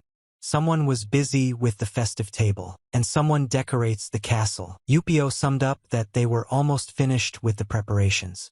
Isaac, who was next to his master, agreed with this. Suddenly, the experienced warrior felt someone's eyes on him. A small silhouette could be seen on the roof. Isaac was about to turn around and look at the roof, but the silhouette quickly disappeared. Isaac thought about something but remained silent. He realized who was on the roof. Morning came. Wangan entered the city as planned. He was accompanied by many servants and musicians. The townspeople cheerfully greeted the high-ranking official. She actively discussed this event because not each of them had previously seen such important guests in their city. Wangan, sitting comfortably on the stretcher and looking down at the warm welcome, was surprised that Enmunsen had blossomed so much. Suddenly, the embattled prime minister turned to the official. Wangan asked without initiative what he needed. The minister tried to find the words. Finally, he replied that Mrs. Nenyen disappeared again as soon as they entered the city gates. This news shocked Wangan. He screamed because he couldn't believe it happened again. It's good that he couldn't be heard because of the city noise. At this time, Jinbeek was wandering in the forest looking for that same mountain. His rumbling stomach indicated that he wanted to eat. Finally, he saw in front of him the girl with whom he had agreed to meet and was glad that he was still able to find her here. She noticed his arrival and turned to him. Today she looked different. Her hair was no longer hidden by a large hat. Jinbeek was taken aback by surprise. He wondered if this was the same person with whom he had agreed to meet. The girl got tired of his piercing gaze and asked why he was staring. Jinbeek made the excuse that he didn't recognize her at first but thought that she was beautiful. So that the guy wouldn't think of anything unnecessary, the girl immediately explained that she had other plans for today, which is why she was dressed like that. But Jinbeek continued to look at her without taking his eyes off. Just urging the girl to quickly find grass and return brought the guy to his senses. It was clear that the girl liked the delight in Jinbeek's eyes. This made her a little embarrassed. Finally, Wangan arrived at a spacious castle where he and the mayor Yupio, in the presence of servants and guards, exchanged greetings. Yup bowed respectfully and expressed his hopes that the road did not tire his dear guest. Wangan again noted that the city of Anmunseong had prospered greatly thanks to the spread of trade, to which the mayor replied that it was all thanks to the hard work of his subjects. Wangan responded to this by saying that the reason why his subjects were able to work in safety was because the Han Kingdom had prevented all dangers in the district. The mayor did not dare to contradict this. Yup agreed with what was said and with a smile invited his dear guest to move on. Suddenly, the official's understanding attracted something. A young girl stood among the servants nearby. Wangan asked the mayor her name. This question was unexpected for him, but he replied that her name was Nayun. The official approached the servant girl and said that she would leave this place with him. This discouraged both the girl and her master. Wangan also added that from now on she will have to serve him.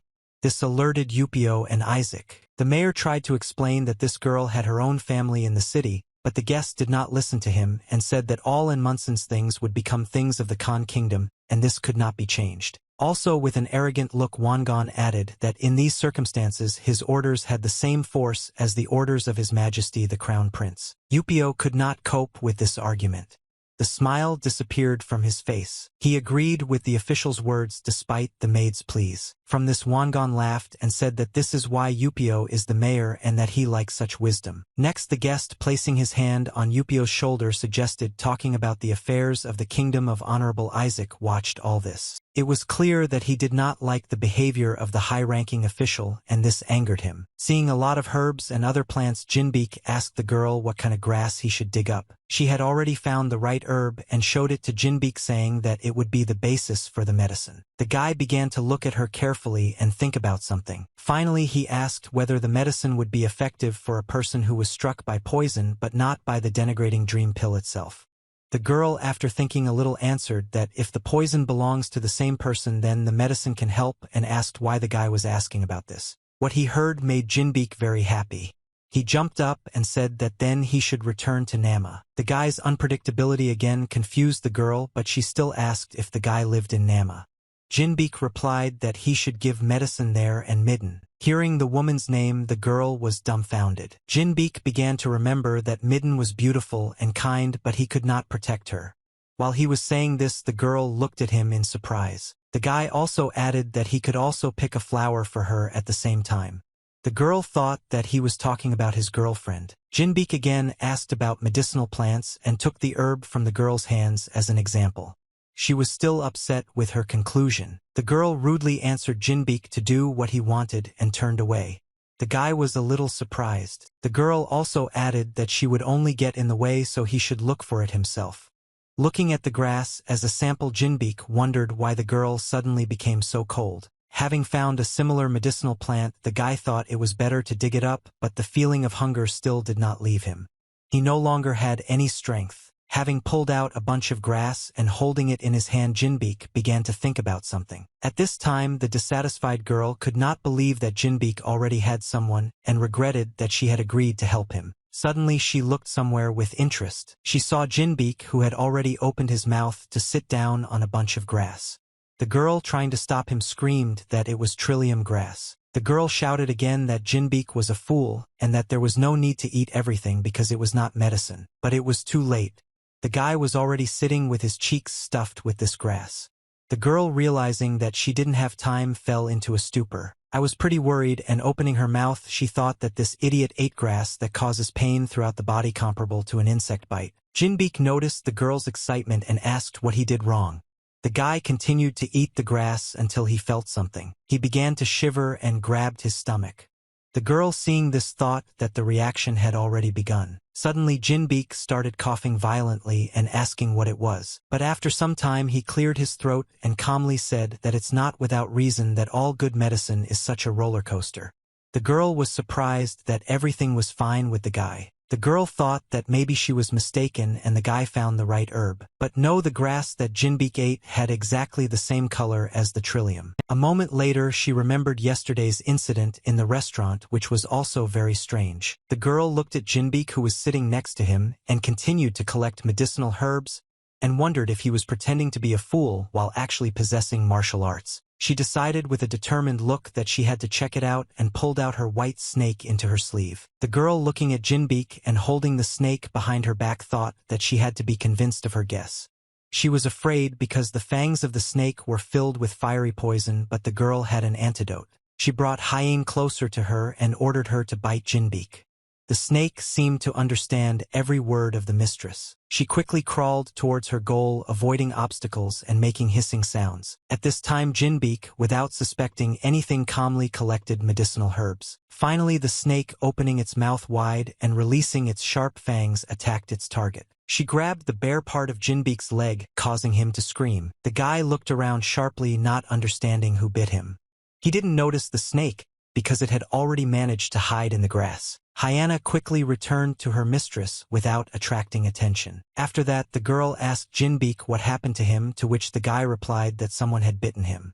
He continued to look around. As if knowing nothing, she asked if an insect had bitten him, and at the same time carefully watched Jinbeek. He replied that the pain was too acute for an insect, and now he could not concentrate on searching for herbs.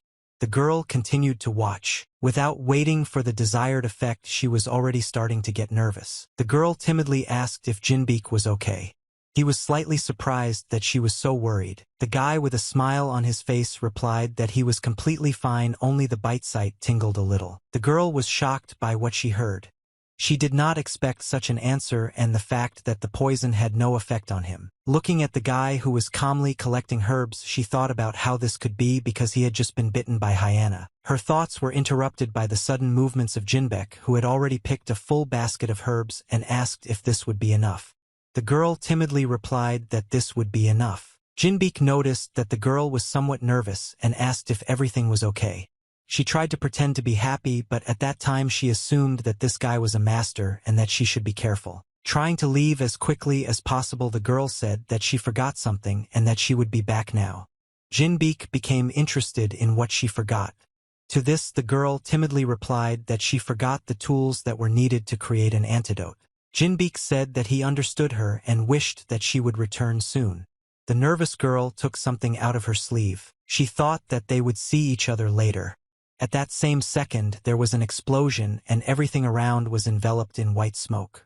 From surprise, Pearl was a little scared. Surprised, Jinbeek thought that her farewell sounded as if she had simply decided to leave him. Rubbing his eyes, the guy also thought about why the girl used the smoke projectile and assumed that everyone was leaving Murim like that. Jinbeek began to yawn, covering himself with his hand. Holding his head, he thought that for some reason he was suddenly drawn to sleep, although he had woken up not long ago. His eyelids became heavy and his eyes slowly closed. Jinbeek cheerfully fell on the soft grass and thought he could sleep a little, and if the girl returns you will wake him up. It was a pleasant, quiet day. A light breeze swayed the tree branches. Suddenly a bright light began to emanate from the guy's chest in all directions. It seemed that all the energy of the surrounding nature was striving towards the sleeping Jinbeek. At this time, several people were walking through the lifeless desert. One of them was tied up. Sitting on a horse, Shinny turned to her subordinates and said that they should hurry up. A little more and they would see the fortress. After that, she silently looked back. Jinbeek's grandfather walked silently behind, tied up. Shinny turned to the old man and reminded her that his grandson had shot her that time. She remembered that moment. The gun could not fire with such force, so Shinny assumed that the bullet was charged with energy.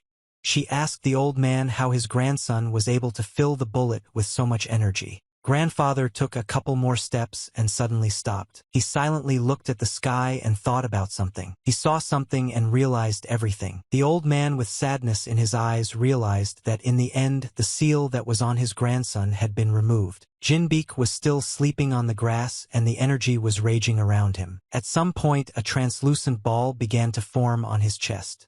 All the energy rushed towards it, raising a strong wind. The outlines of a small room began to be visible, which was completely flooded with light. The next moment, the picture became clear. You could see the room in detail. A small curly-haired boy lay completely covered with a blanket and suffering from a fever. Unable to overcome the pain, he called his grandfather. The exhausted child said that he was in a lot of pain.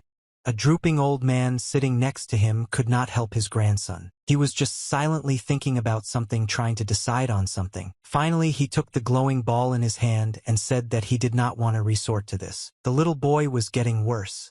He could hardly open his eyes. Placing the child on his lap, the old man began to concentrate energy over the exhausted boy. The grandfather said that he could not lose his grandson and asked Jinbeek for forgiveness. The light at this time was becoming stronger. While performing the ritual, the old man expressed the hope that this power would sleep in the child until he could use it as it should. The light intensified and almost completely blinded the grandfather's face. In his sleep, sweating with excitement, Jinbeek called his grandfather. The next moment, the guy woke up abruptly with tears in his eyes, continuing to call his grandfather. It took Jinbeek some time to come to his senses and calm down. Finally, he realized that it was just a dream and he just fell asleep on the grass. Meanwhile, evening had already come. The lanterns had already been lit in the castle, but the celebration and honoring of the city guests continued. Wangan, sitting at a table that was bursting with abundance, laughed loudly and had fun. A high-ranking official turned to the mayor and said that there were rumors that he was very thrifty, but looking at all these delicacies one could bet that this was not entirely true. Yupio replied that Wangan was a valuable guest for him, and therefore everything possible was done for his arrival. All the guests were having fun and drinking except Isaac, who was not very pleased to be here. He just watched the others. Continuing the conversation with a smile, the mayor said that today's evening is absolutely nothing compared to what will happen tomorrow at the banquet, for which all the aristocracy of the surrounding area will gather. Wangan asked if Yupio knew that he had a speech for tomorrow. The mayor replied that of course he knew it. The guest continued and said that in this case the head of the city should quickly make his decision. Yupio, without suspecting anything, asked what decision he should make. The next moment Wangan angrily hit the table with his cup. An ominous atmosphere hung over the festive table. Yupio and his high-ranking guest silently looked at each other. Vanga, without hiding his pleasure, told the mayor not to pretend that he did not understand. The official clarified that he was talking about the oath of allegiance to Mr. Chancellor Jucho. These words did not bother Yupio at all. Outwardly, he remained the same calm and cordial person. Wangan, looking angrily at the mayor, told him not to pretend that he did not understand what decision he should make. The official clarified that he was talking about the oath of allegiance to Mr. Chancellor Jucho. Yup continued to sit quietly, expressing respect to the guest, but he still felt the ominous aura of what was happening. For some time the owner and his guest sat in silence, looking at each other. It seemed that something bad was about to happen. Finally, Wangan asked the mayor why he was silent, and assumed that he was shy, but Yupio continued to remain silent and look at the guests. The rest of the guests were also nervous.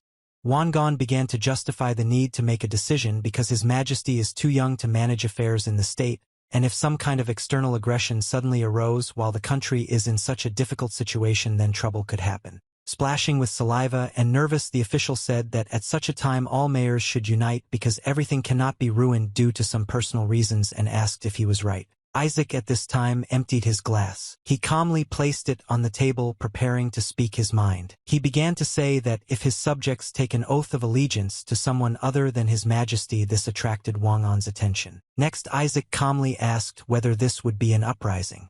After this, the atmosphere at the festive table became tense. Wangan was taken aback and frowned. The mayor and other officials opened their mouths from the surprise and danger of the words they heard. Wangan jumped up from the table in a rage and demanded to repeat what he had said. The mayor tried to calm him down. He continued to be indignant, saying that what Isaac said was complete nonsense. Turning to Isaac, Yup asked him to quickly apologize. Isaac did not like this order, but he remained silent. Rising from the table and humbly lowering his head, he apologized to Wangan, who called him a stupid boy, and he threatened that he would not get away with a simple punishment for such an insult to the Prime Minister. The guards were on standby, and Yupio continued to justify his subordinate, saying that he still does not fully understand the state of affairs in the country. The offended Wangan said that he had lost his appetite and was leaving despite the mayor's requests to forget everything and continue the holiday. Upon leaving, the high-ranking official ordered all his subordinates to return to their chambers. Excited Yupio did not give up hope of settling everything. Other guests, saddened by the incident, also expressed a desire to leave. They were unhappy that Isaac said such words in front of Mr. Tavi Wangan. All the guests left. The disgruntled mayor stood silently at the table and pondered what had happened. Isaac approached him and bowed his head and asked for forgiveness from his master, blaming himself for everything. A little upset, Yupio turned to his commander, and in order to encourage him said that this was also his fault. Finally, the mayor said that everything was in order and he could go about his business. These words did not reassure Isaac. He was still upset because he had let his master down. The silence of the night was broken by someone's quick steps. Teve Vangon and his numerous guards walked through the city at night. They were accompanied by a man with a lantern, but none of them noticed that they were being watched. Handun, hiding on the roof, followed on the heels of his target. Wangan continues to be indignant at what happened at the banquet, saying that he won't leave it just like that and threatening that those responsible will pay for the humiliation of Mr. Jucho. Having reached the chambers of a high-ranking official, the head of security ordered his subordinates to take all precautions in the area around the chambers.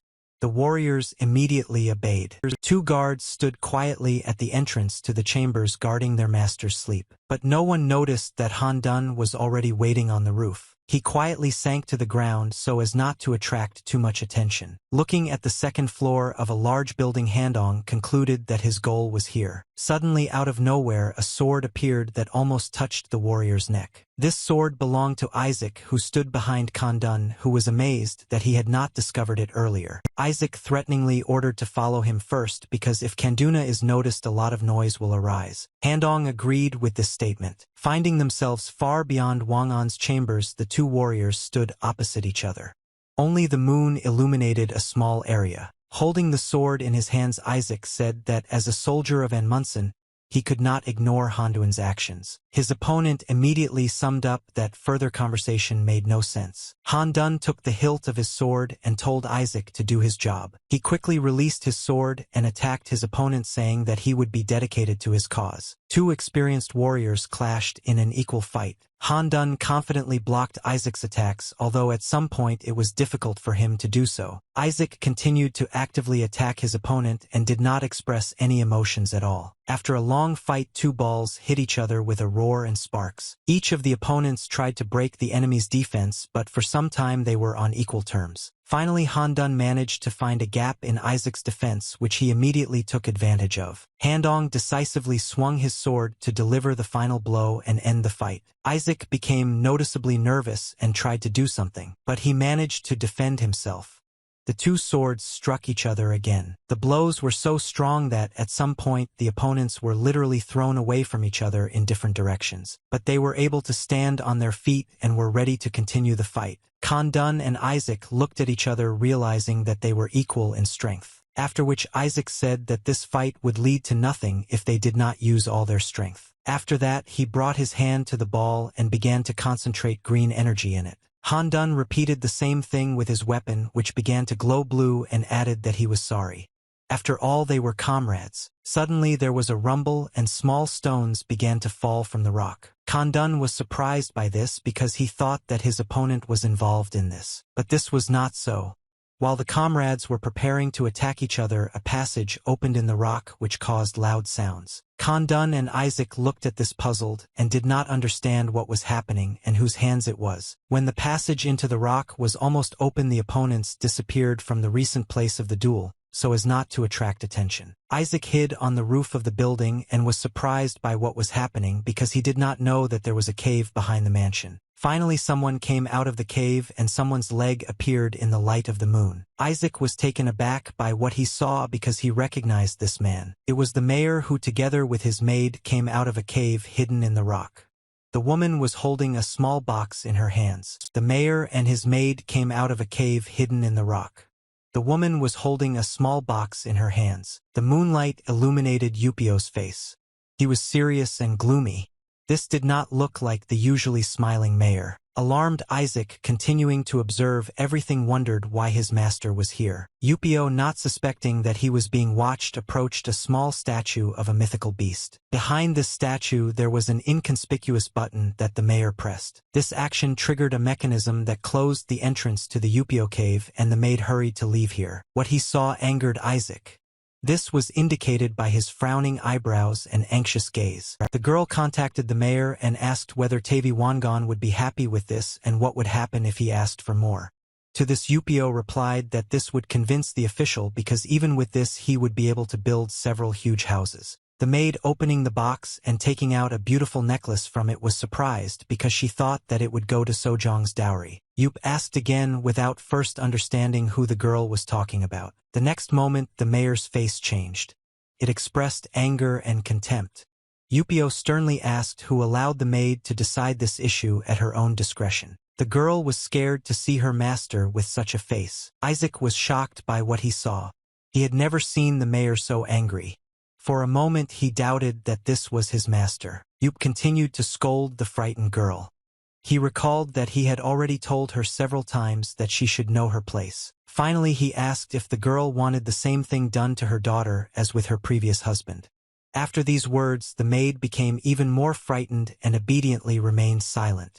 Han-dun, who also heard and saw everything, looked at the shocked Isaac. He understood his feelings without words, so he simply remained silent. Yupio turned around and ordered the girl not to mark time because the mayor had to give this box to Tak Wangon before he went to bed. The sad woman with lowered eyes agreed with her master and hurried after him. They left silently while Isaac, sitting on the roof, watched them go. Finally, the men were able to straighten up without fear of being noticed. Isaac was thinking about something, and Han-dun silently looked at him, trying to understand his friend's next actions. Finally, the dissatisfied Han-dong remembered that Isaac said that he had been watching Yupio all this time. In his opinion, everything was very obvious. From these words and the understanding of his miscalculation, Isaac became angry and frowned. The next moment, he rushed towards the cave while Han-dun tried to understand why Isaac was doing this. Someone lit the torch, which was the only source of light. Isaac, with a torch in his hand, decided to go into that very cave. Han-dun at first wanted to stay at the entrance but still followed his comrade. After a while, they discovered countless riches that the mayor was hiding here. Gold shone brightly in the light of the torch, but besides the gold there were also people in the cave. They were sitting in wooden cages. It seemed that they were crazy because they didn't say anything, they just mooed. This picture surprised Isaac. He kept thinking how this could be and why these people are here. At this time, the light was still burning in Wangon's chambers. He was not sleeping. Examining the gift of precious jewelry, the joyful official highly praised its beauty and Mr. Yup. Wangon sincerely thanked the mayor who was sitting next to him. To this, Yupio said that it was an honor for him to bring him joy, but the high-ranking guest's delight quickly ceased. This made Yupio happy. Putting the decoration back into the box, Wangon slyly asked if the mayor understood that this was not enough. Yup was already anticipating new demands from his guest. He offered Wangon even more jewelry, but he was not interested in that. He had something more important in mind. Approaching the mayor, he ominously said that the emu needed proof of loyalty to Mr. Jucho. Wangon continued and said that according to ancient history, there was once a man named Bayon who risked cutting off his legs to prove that the jade he gave to the king was genuine. Wangon did not demand that Yupio do the same but asked if he should not destroy everyone who interferes with Mr. Jucho. The mayor silently thought about something. Finally, he decided to express his guess to Wangon. The official, without listening to the interlocutor to the end, answered in the affirmative that Yup immediately understood everything correctly. He continued that for the sake of the common good and peace, and to prove his loyalty to Yupio, it was necessary to cut off Isaac's hands. Meanwhile, it began to rain. In the large house, only one window had a light on. This light came from a small lamp, which was the only source of light in the room. Isaac sat all alone and, holding a cup of tea in his hands, thought sadly about something. Suddenly, a young girl approached him and, surprised that the man was still awake, asked what was bothering him. Continuing to stubbornly think about something, Isaac replied that it was difficult for him to say what was bothering him. To this, the girl sat down next to him and said that she was the one who would become his wife and spouses should not have secrets from each other.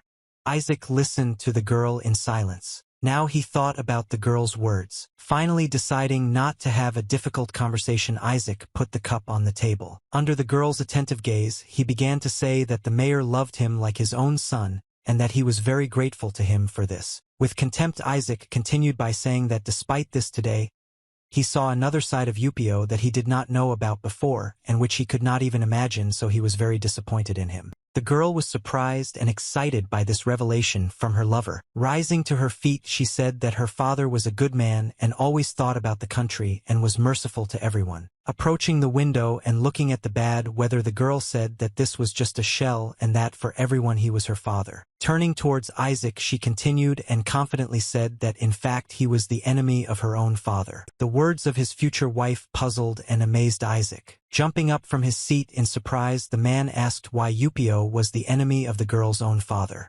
She replied that he killed him in order to take away the power of her family. Isaac did not expect to hear these words and did not know how to respond to them, so he remained silent. Taking a timid step, the girl turned to Isaac again and said that she still could not forget what happened then. Assuming that the man thought about Yupio the same way as she did, the girl offered to stop the mayor together. This proposal surprised Isaac. Just about to cry, the girl summed up that she could no longer pretend that she did not see Yupio's atrocities. The streets were again filled with a large number of people hurrying about their business. Jinbeek was also here, who was annoyed that the girl didn't come in the end. Besides, brother Handong didn't show up either. I'm trying to squeeze through the crowd. He was wondering why there are so many people on the street today. Suddenly, he overheard a conversation between two men. One of them asked if the banquet was opening for Mr. Tavy today. The second confirmed the interlocutor's guess and added that all the influential people of Anmunsen would gather together. Having heard about the banquet, Jinbeek suggested that his brother might be there. But he was more inspired by the fact that, as one of the men said, there would be many delicacies at the banquet. Dreams of delicious food were interrupted by an unexpected order to make way. Jinbeek turned around to look at the one who gave the order. Suddenly, he saw several services carrying large red parcels along the street. Just their appearance impressed the guy. Looking at this with his mouth open, he kept wondering who was being transported in this cart. The answer didn't take long to arrive. A familiar girl's face could be seen through the window. Nanyang, who was bored on this trip, suddenly heard someone from the crowd calling her. He waved his hand briskly and asked to look here. The girl was surprised to see him here. She remembered that this was the guy she saw yesterday. Embarrassed, the girl chose to pretend that she didn't know him. Jinbeek tried to get closer to the cart but tripped and fell. The lady's guard was already heading towards him. When Nenyen saw the fall, she was afraid for the guy. While Jinbeek was trying to get up, the girl, seeing how he was fussing, thought that yesterday she was wrong. A moment later, the lady's guard approached the guy and rudely asked where he was going. Nenyen was reassured by a subordinate and said that she knew this guy. The guard bowed to the lady, and Jinbeek asked for some reason that she left yesterday, although he was waiting for her. The girl asked for forgiveness for this and justified herself by saying that she had urgent matters and did not have time to return because she had to prepare for the banquet. Jinbeek asked if the girl was talking about the banquet that would be held today, and in addition asked if she was from the aristocracy. Nenyen replied that of course she was from the aristocracy because even yesterday she was dressed accordingly. Jinbeek remembered the girl's outfit yesterday and agreed with it. The next moment, a great idea came to his head, which made the guy open his eyes wide. Jinbeek asked if he could go to the banquet with Nenyen. The girl was not happy with this idea, to which the guy said that she left him yesterday and had to pay off her debt. These arguments also did not affect the girl. Then Jinbeek started making puppy dog eyes to persuade Nenyen. She became even more embarrassed. After this, the girl thought that yesterday she was embarrassed and then ran away completely, and now she felt sorry for the guy who was waiting for her. Finally, she agreed to take Jinbeek to the banquet but asked him to be quiet. The guy was happy to hear this and thanked the girl. She also added that he must comply with etiquette, so Jinbeek had to change into the clothes she would give him. This puzzled the guy. The celebration was truly grandiose. The large hall was covered with red carpets with ornaments. Music played and dancers in beautiful outfits performed their choreographic numbers. The guests had fun and did not miss the opportunity to be nice to the mayor of Yup. Decorated tables were laden with delicious dishes for every taste, from fish to meat. The dressed-up Jinbeek was shocked by the delights that were typical for a village guy, while Nenyen, standing on the sidelines, blushed at the guy's behavior. Jinbeek had already begun to look at the delicacies, but the girl said that they would eat after listening to the speeches, and turning around ordered the guy to follow her. Looking at the guy, Nenyen thought that she was wrong after all. In the end, Jinbeek was just a hillbilly who did not understand how this world works. She continued to look at him confusedly. Seeing the guy's sincere joy, she thought that now he looks completely different. And really liked it here. Suddenly Jinbeek had another question: what kind of girl is this? With a smile on his face, he finally asked what her name was. The embarrassed girl did not expect this. The guy gets lost in the back of his head. I'm embarrassed. He said that he never asked her name before, although they already knew each other, and this is something you need to know. The girl, after thinking a little, realized that she did not need to reveal her real name, Chu Nenyen. She introduced herself as Chu Nungsung, to which the guy replied that his name was Jinbeek and added that although it was a little late, he was pleased to meet you. Several warriors kept order at the banquet, among whom one man clearly stood out. He stood silently at his post, pretending to be Wangon's guard, and waited for the right moment. When the guests took their places, Mayor Yup came out to them, accompanied by Isaac. Addressing the guests, Yupio said that they all tried their best to get here, and the current banquet was a special celebration prepared for the dear guests of Enmunson. The mayor did not rant for long and greeted Mr. Tek Wangon with a sincere smile. Tui of the Khan Kingdom, smiling disgustingly, walked not alone but accompanied by two unknown men, whose faces were revealed without emotional red masks. Jinbeek turned to Nungsung and asked who these people in red masks were. She replied that they were guard warriors who protect Tavi. Standing in front of the guests, Wangon said that he was pleased to see everyone and explained the reason why he was standing in front of them.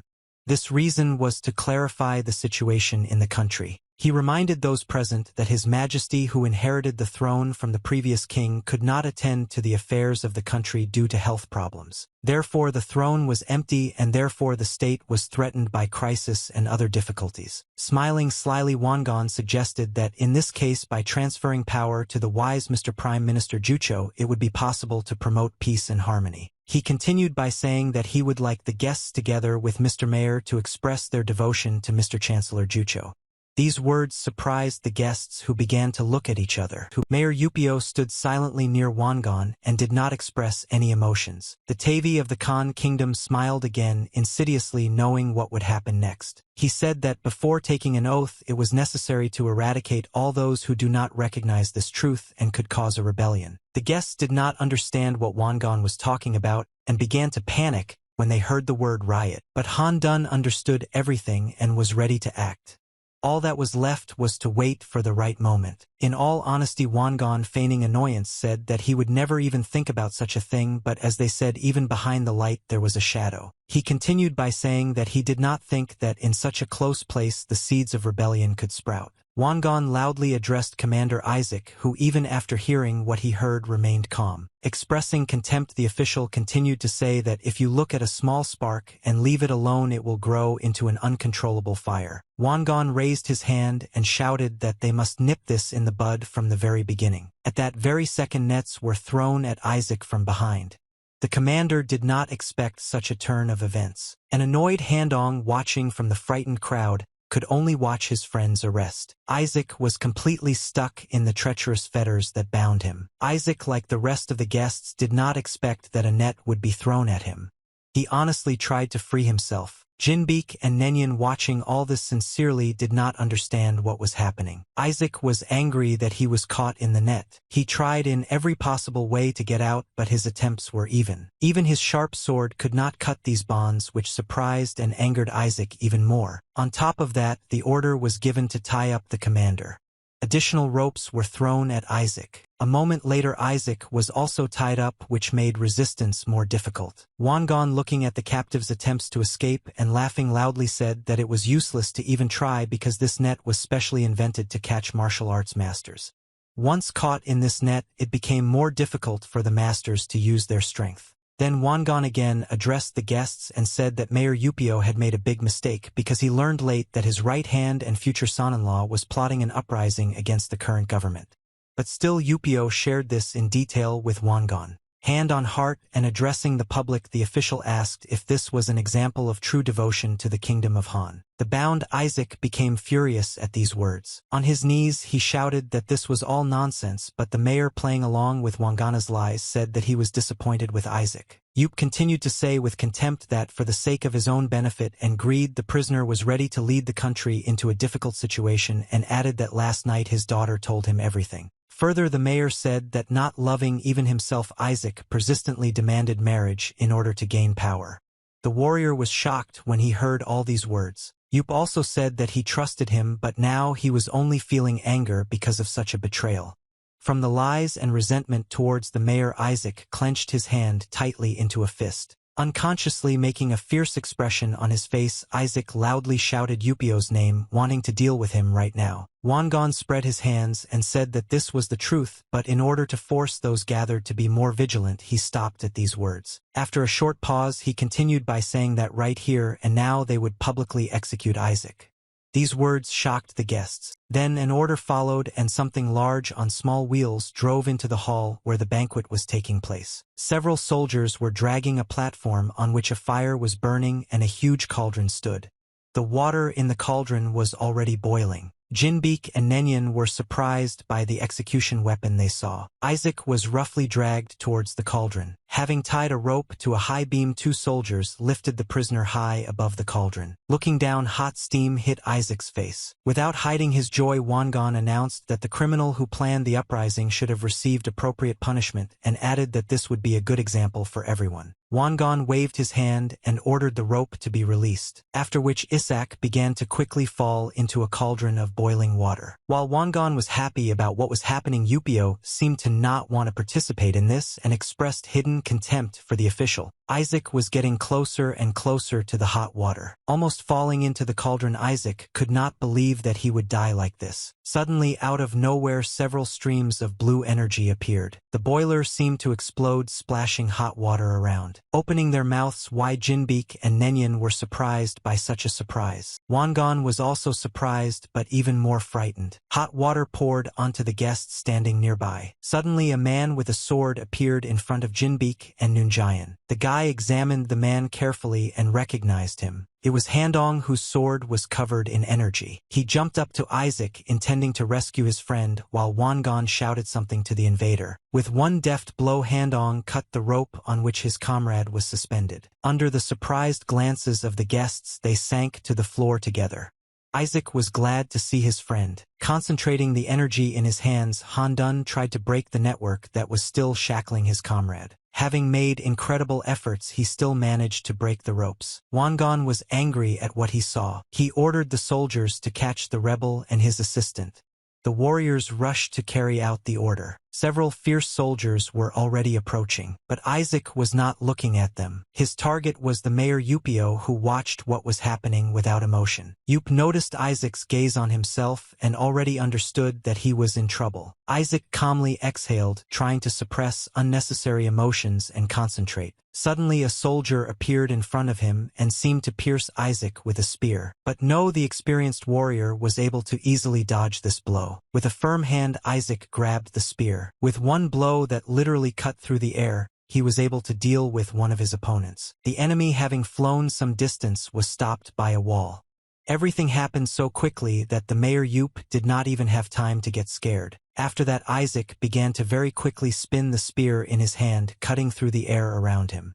His eyes glowed green. Suddenly, he abruptly stopped the rotation of the spear, and he directed all the accumulated forces into the floor, causing a roar and dust to rise. Looking around with a stern look, Isaac concluded that since this had happened, he had no choice but to fight. The opponents, seeing Isaac's fighting spirit, were afraid to attack and continue the battle. Handong looked at his comrade and noticed that he had not seen him wielding a spear for a long time. Wangan continued to shout in fear that these were rebels. He displeasedly asked what his soldiers were doing and ordered an attack while his guard soldiers watched from the sidelines. One of them, stretching his hand, noticed that the situation was very funny. 2 red-masked warrior guards finally decided to engage in battle. An ominous aura emanated from them. Handong and Isaac were surrounded on all sides by soldiers who still did not dare to attack. Outraged by this, Wangan shouted and ordered everyone to attack. The soldiers finally rushed into battle, but Handong, undeterred by the numerical superiority, accepted the challenge. He deftly blocked his opponent's blows. Handong picked the right moment and dealt with the enemies with one back. Isaac also did not lag behind his friend, despite the fact that he only had a spear in his hands. These soldiers did not cause him any problems. After very little time, the last enemy fell. The comrades stood surrounded by the opponents they had defeated. Handong concluded that it was just a bunch of losers. Wangan was shocked by the ineffectiveness of his soldiers' attacks, and Yupio remained just as calm but gloomy. Handong looked at the high-ranking official coldly. In an effort to achieve his goal as quickly as possible, he thought that he needed to kill Wangan while there was such an opportunity. Suddenly, a warrior in a red mask appeared behind him. Handong did not expect this. Time seemed to stand still. The guard warrior attacked Handong, but he managed to jump away at the very last moment. But the guard's speed was so great that he still managed to catch Handong a little. This made him a little nervous because he did not expect such strength from his opponent. Handong, in a rage, asked the man in the red mask who he was, but he did not answer, asking a counter-question where he was going. In front of Handong stood 2 men in red masks. One told me that before going further with them, it would be right. Handong, without letting go of the sword, told him not to interfere and get lost. To this the guard replied that this was impossible because after all he was a conscientious worker. Han Dun was thinking about something but understood the inevitability of the battle. The guard's face was hidden by a red mask, so it was impossible to understand where he was looking and what he was feeling. Finally, Handong attacked his opponent with a cry and fury. They fought on equal terms and sent streams of red and blue energy at each other. The guard warrior deftly blocked all of Handong's attacks.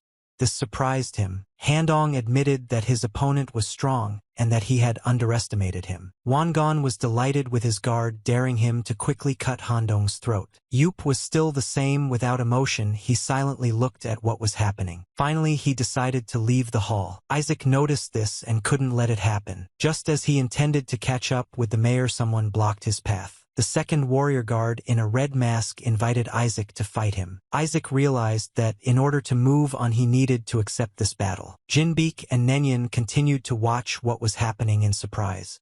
The guy could not believe the reality of this fight. Nenyan understood why Tech Wangon, having paid a lot of money, hired professional warriors. It was all for the sake of the intrigues that he weaved. Then the girl said that these young people were incredible, but the red masks were an order of magnitude better. Jinbeek didn't understand why she said that. Nenyan, watching the fight, explained that the longer the fight goes on, the further they will fall behind, and wondered if they now felt like they were at a disadvantage. The excited Jinbeek couldn't believe it and felt sorry for Handuna. The girl asked if Jinbeek knew the man who was fighting with the guard in the red mask.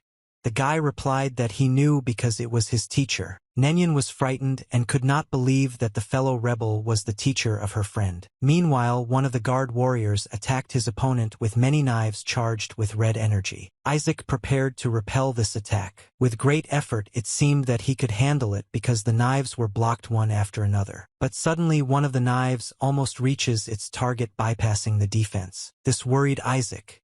He understood that his strength was running out. The guard soldiers still did not want to retreat, intending to continue the battle.